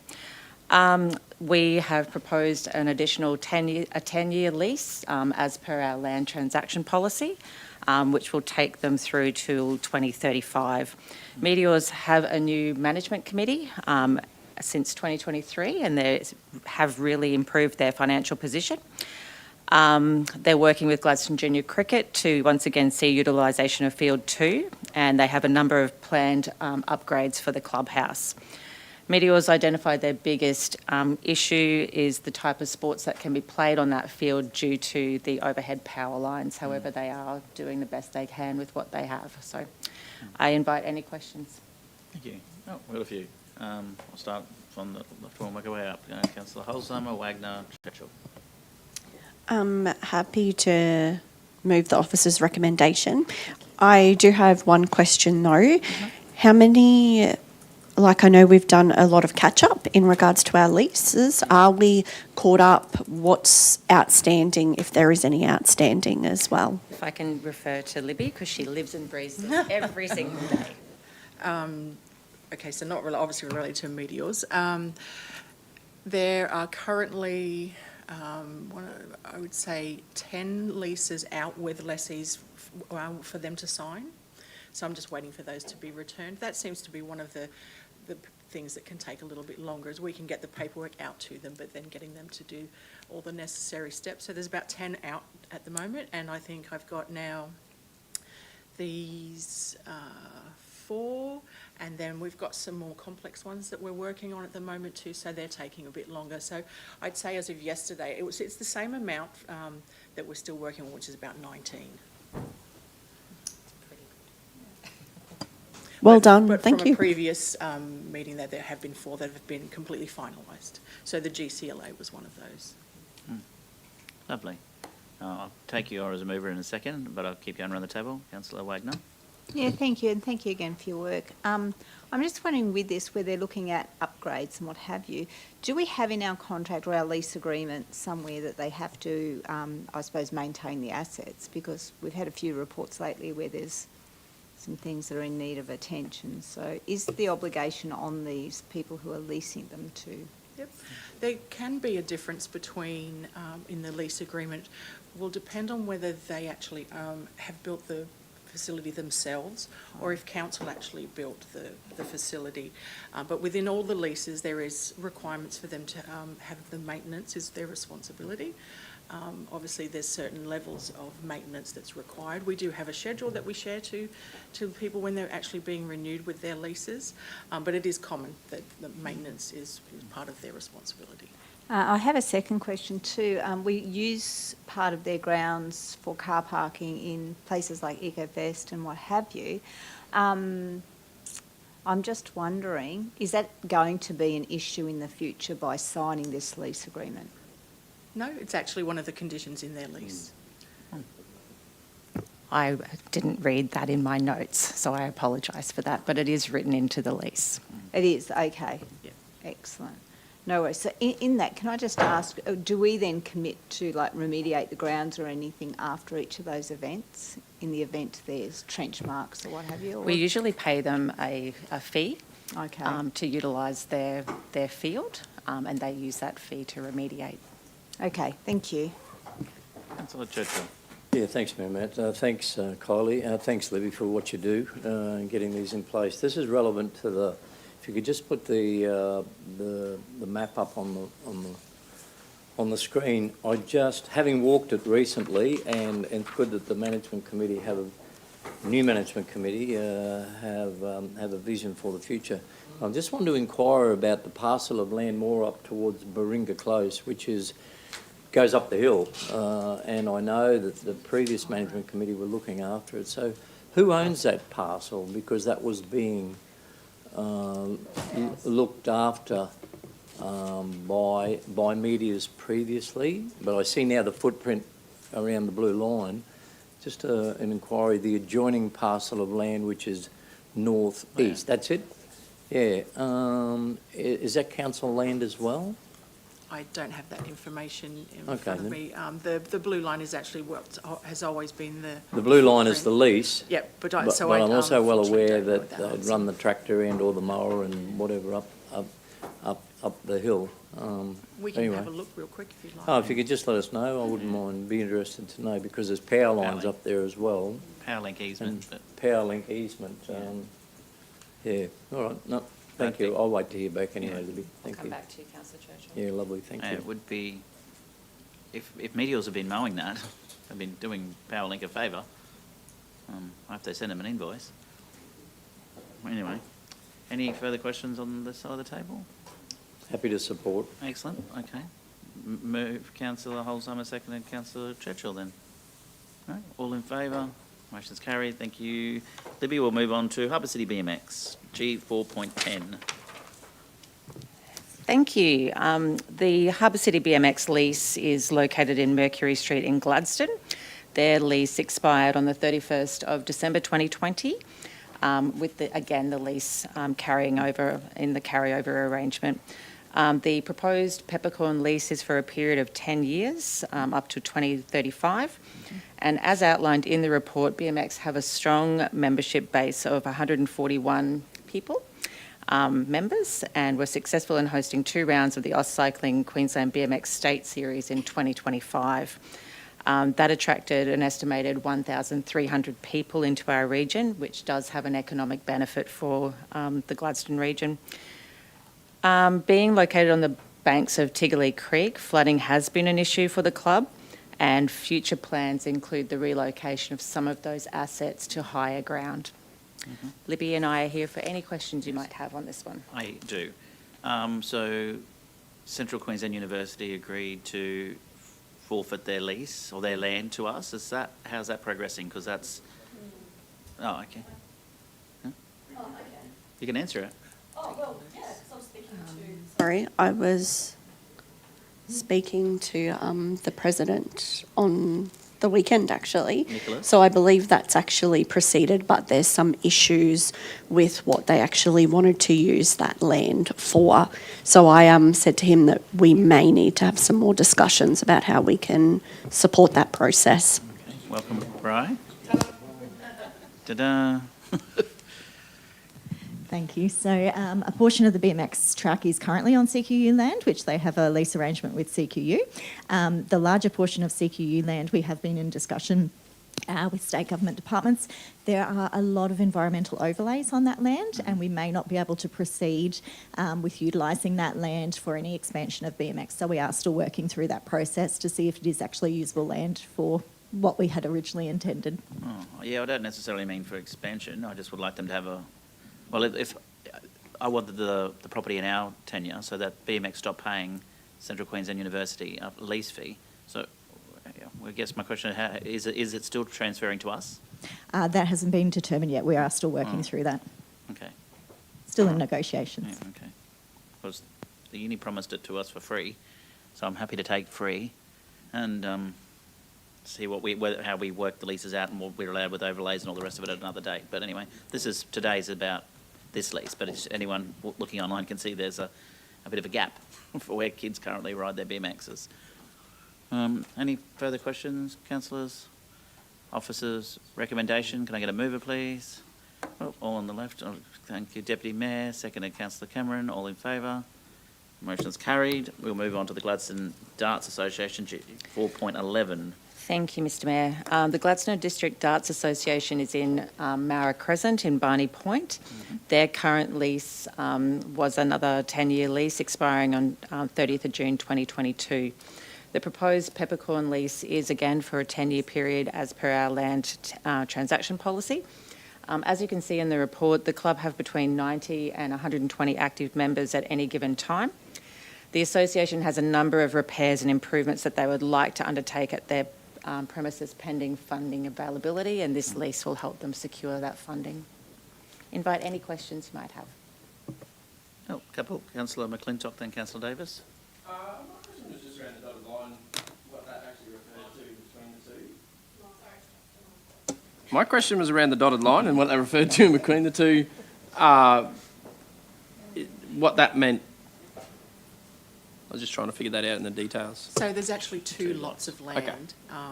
that make up, so number 10 and number 12, Mauer Right. Crescent, make up what their actual lease boundary is. So that's just, the dotted line is just to show where the two join. Cool. I'm happy to move. Oh, thank you. Councillor Davis, question first. Yeah, thank you, Mr Mayor. I know Councillor, I think Holzheimer asked before about the maintenance, maybe Councillor Wagner. Do we proactively do audits on the buildings and stuff to make sure that, we're keeping up with what maintenance needs to be done on some of these? Because I know you just said there's quite a bit on this one, or that they want to do, I suppose. But from a physical, I think, going back to what Councillor Wagner said earlier, we've had some come to us recently. So I just want to know that we're keeping an eye on them to, keep that maintenance up. It's definitely in our future plans. So we have done a lot of work around reorganising for maintenance. We're working through rolling that out with our asset management plans as well. So probably not as much as we'd like to right now, but in the future, more likely. Yep. What future? How long are we talking, Kylie? Might need Mark Francis for this one. Thank you.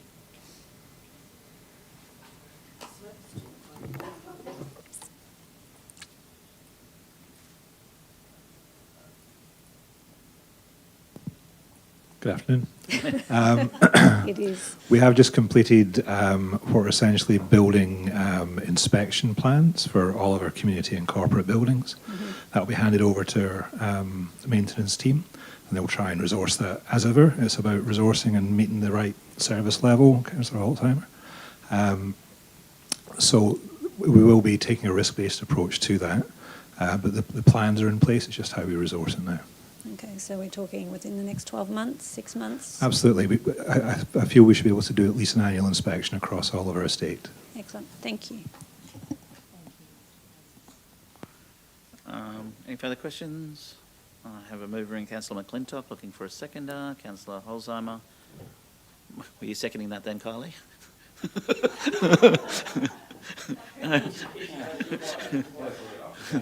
I'll put the motion. All in favour? Carried. All right, this one's for 2 years and it's a little bit different. We might hand back to you, Kylie. G 4.12, Valleys Rugby League Football Club. Yes, thank you, Mr Mayor. I won't move this report myself.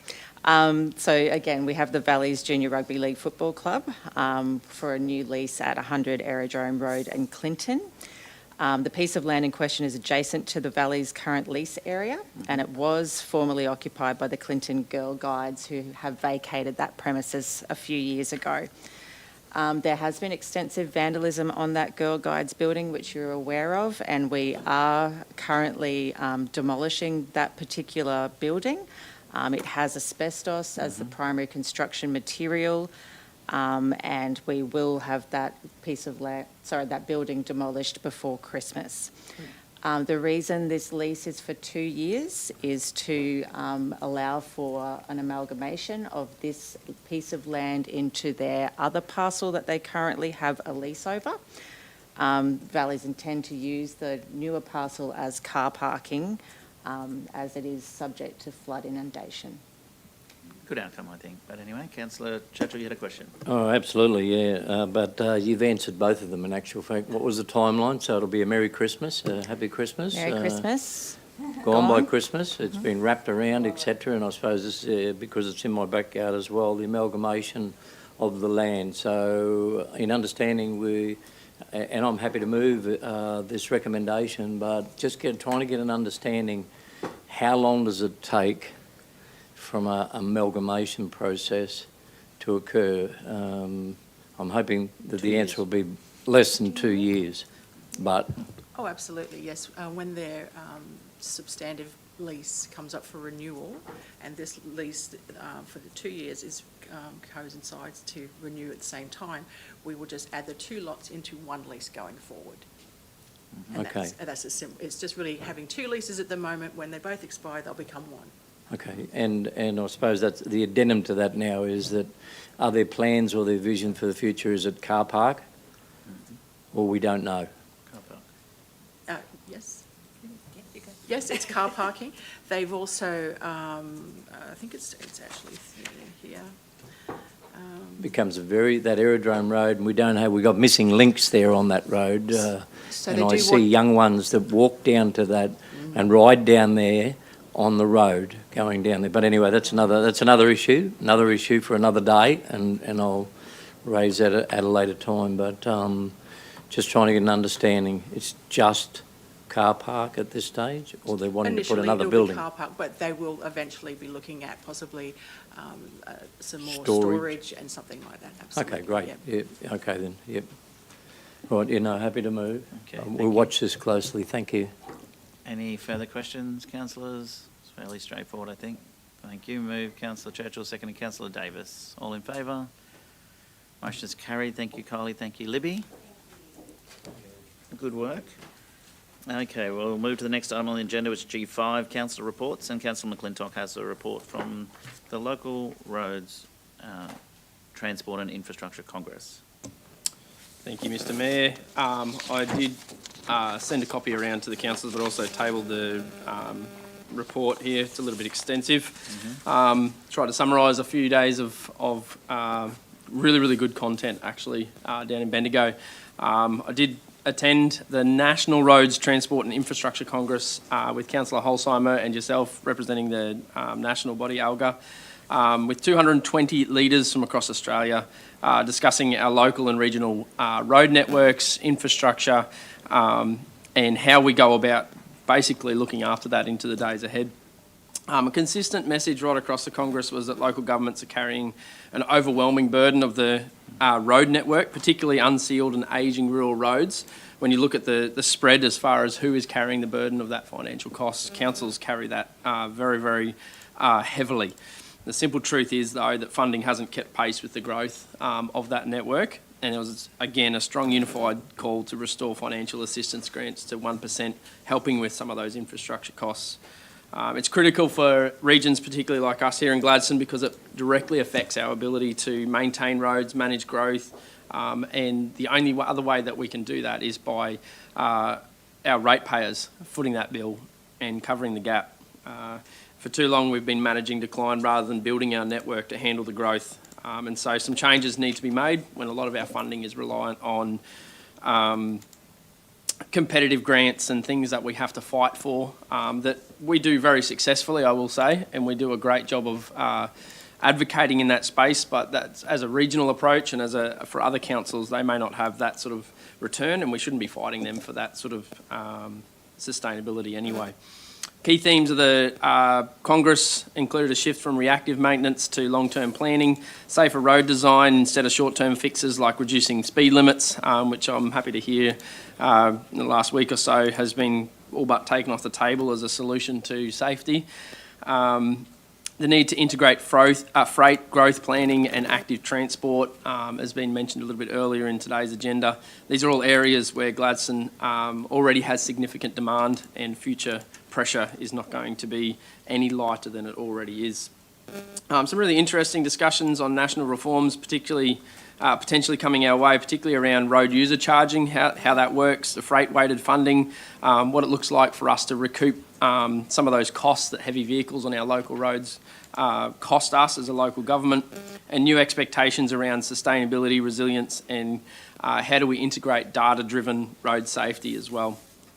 Understanding these things will help us be strategic. And I think it's really reassuring to know that we are already on a journey of that proactive maintenance rather than reactive stuff. And it's a big part of the conversations we're already having here locally, which is a push from a national height as well. A major highlight was the national recognition of the Gladstone Port and the long-term opportunities tied to inland rail. While most construction on inland rail is happening south of the border, and that's kind of the federal attention, it was emphasised at a national level that future northern connection to Gladstone is both realistic and nationally valuable, particularly as city-bound ports struggle to navigate freight movements and capacity restrictions as they look at how they're trying to get things in and out of those ports whilst they're trying to bring more and more people into these city hubs. So in short, to summarise it all, and the full report will be available in the minutes for you to read, and I encourage you to read through anything that stands out. Happy to answer any questions or take an email from someone if they're concerned or confused about what's going on. But it really did reinforce that Gladstone is well positioned, but we need to stay proactive, strengthening the freight corridors.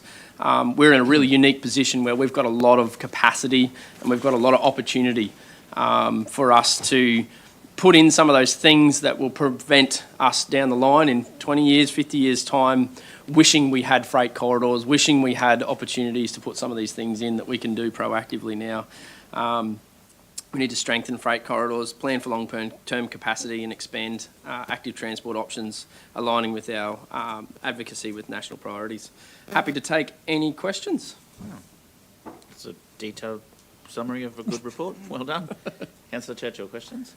Absolutely, yeah, no, wonderful report. So thank you, Councillor McClintock. Thank you for attending the conference and providing the report now. And you attended with an officer as well? Yep. Yes. And Councillor Holzheimer? Lovely. No, that's terrific. Thank you. A couple of questions that just jump out from your report. Probably first and foremost, ambitious as it may be, you've indicated in your report Australia has committed to reducing the road fatalities by 50% by 2030, even though we're on a target for zero emissions by 2050, we're ambitiously going to reduce fatalities by 50%. Even though the current road toll nationally has increased by, as my records indicate, it's increased by 4.3% over the last 12 months. Queensland, New South Wales being the worst. Queensland's increased again by a near 3% in road fatalities. You've got 1,353 died on the roads in the last 12 months, which is a very sad indictment. So why are they only ambitiously trying for 50%? And where did they get that? And when you say Australia, who are we talking about? Are we talking about Australian local governments? Are we talking about the heavy haulage industry? Are we who gets encapsulated in the word Australia?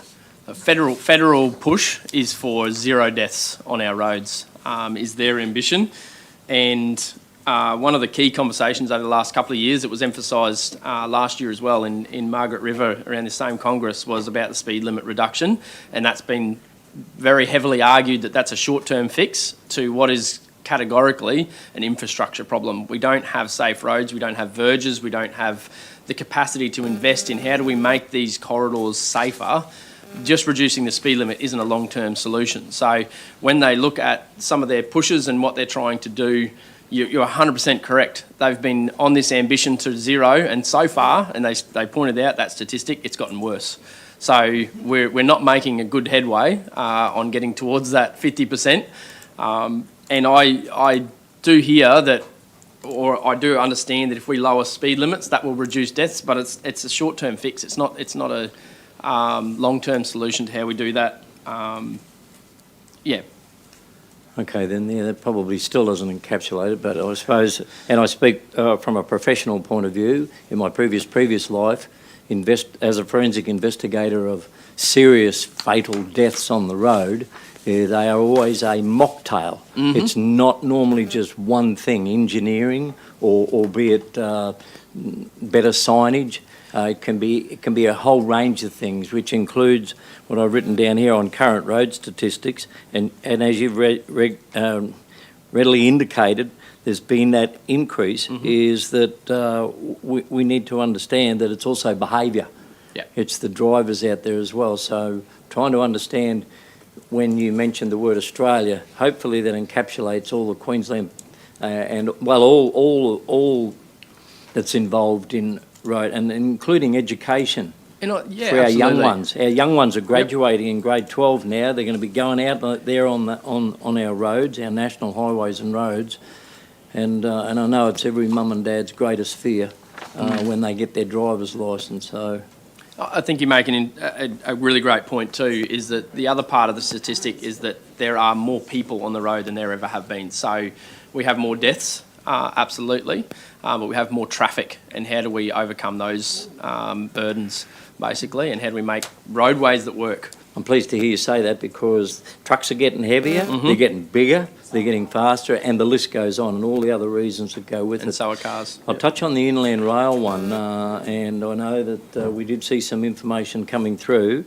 Is there still the strong advocacy and the strong move for it to be to Gladstone? Because I know some are contrary to that, and I believe that there was some at the conference from the information that I had, was that they want to reroute it to Brisbane, but do you believe, in your professional opinion... I think we're rerouting it to Gladstone. we're rerouting it to Gladstone, but are the proponents rerouting it? Well, it's really interesting because there was two arguments going on at the same point, which was that we're really struggling to figure out how to get our freight in and out of these cities, and we need to have more people, and we're giving away warehouses for multiple unit dwellings so that we can get more people into our cities. And so they're talking about these difficulties in being able to get freight to and from major cities, and then on the other hand talking about trying to bring more freight into the major city. So to me, if you ask my personal opinion on it, this is the really logical and to me the next step as to how we overcome both of those problems. There's a really big opportunity, this is why I speak to the capacity within our region currently, to create those corridors and those opportunities to bring in freight, not only from regional settings, but also we have a great port facility. And to answer your question, sorry, as far as where that's going, there is currently an EOI, I believe, or maybe even a... EOI for the port. For the port, for their containerisation in there. And so that's all part of that bigger picture.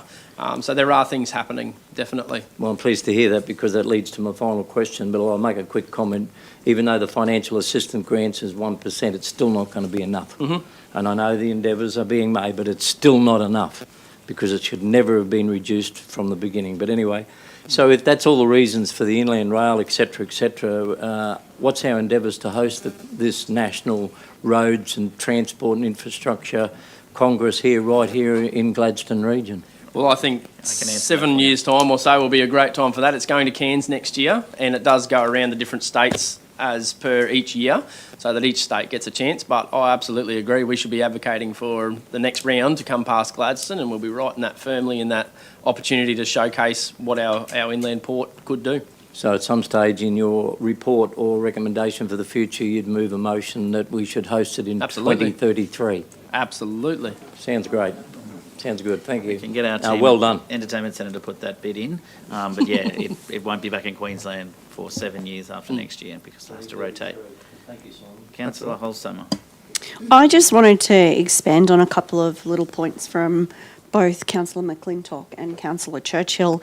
One of them was when we look at zero deaths, the statistics of road trauma that actually don't result in death are actually some of the conversations that aren't highlighted as well. So whilst people may not actually, pass from their accident, there's also the impact and the ongoing impact from the trauma, physically and emotionally on their families that needs to be included. There was some discussions about some councils that actually have some plans, strategic focuses on road safety, and I think that there's space for us to have a discussion about what that might look like for our region in the future and what that investment would look like and how that may actually move some levers in conversations with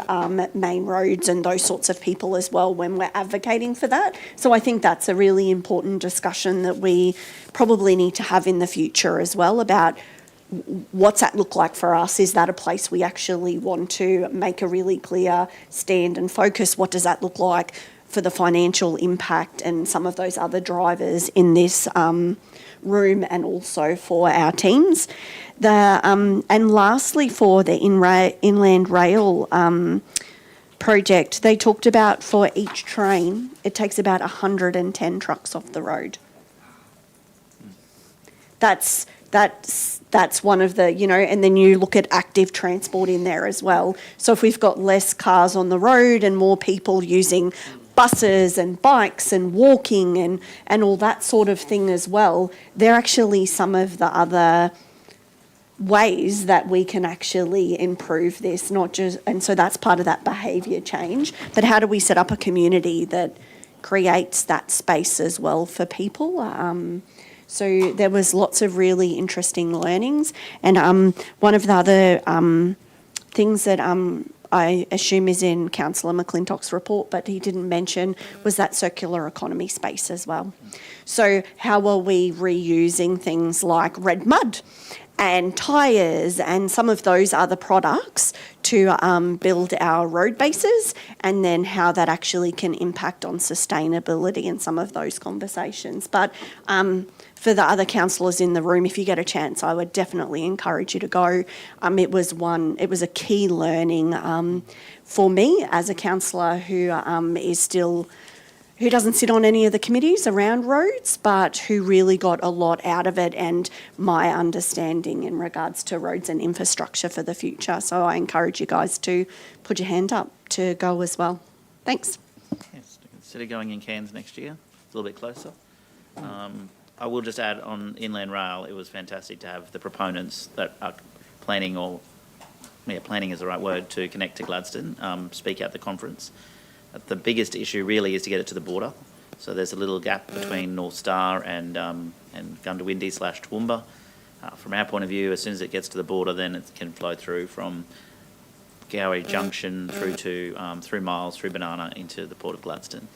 That's private enterprise wanting to fund that, but there's no point them building to Gowrie Junction if it doesn't connect through to Parks, which is where it's built to at the moment. So it was good to see private investment there. Catherine King was speaking, and she was well aware of the Gladstone contingent, and well aware that, and even mentioned it, which was helpful, and acknowledges that there's private partners. The issue really remains that getting down the range from Toowoomba to Brisbane is going to cost more than the total cost of the project to date, and it's just inconceivable that it'll ever leave Toowoomba. And anyone on the bottom, down the range that I'm speaking to, don't even want it anyway. I'm sure Toowoomba City Council, if they're watching this, the Mayor and Deputy Mayor and others, would love to see commuter rail into Toowoomba, and that's a whole different conversation to connecting the inland rail to the Port of Brisbane through all the suburbs of Brisbane and what tunnel under the city into the port. That's congested already, that's privately owned, when you can bring it to a publicly owned port that's the most expandable in the Southern Hemisphere. Anyway, that's enough about how wonderful our port is. I think the message was heard loud and clear in Bendigo by anyone who wanted to listen as well. That's our only councillor report I'm aware of. Any other councillor reports? Thank you. Can I get a mover that be received? Thank you, Councillor Churchill, and second. I don't need a... Yeah, I think I'll take a mover and second anyway. That the report table will be received by Councillor Churchill, seconded Councillor Patrick. All in favour? Thank you. It's just that it wasn't in the agenda for those to see, so this way I'll make sure I get it in the minutes. I don't have to retype it though. It's already typed up nicely for you. Yeah. Excellent. All right. There's no further council reports. There's no urgent business, no notices of motion. And unless I miss them, there's no confidential items. I'll declare the meeting closed at 1:24 p.m. Thank you for your attendance.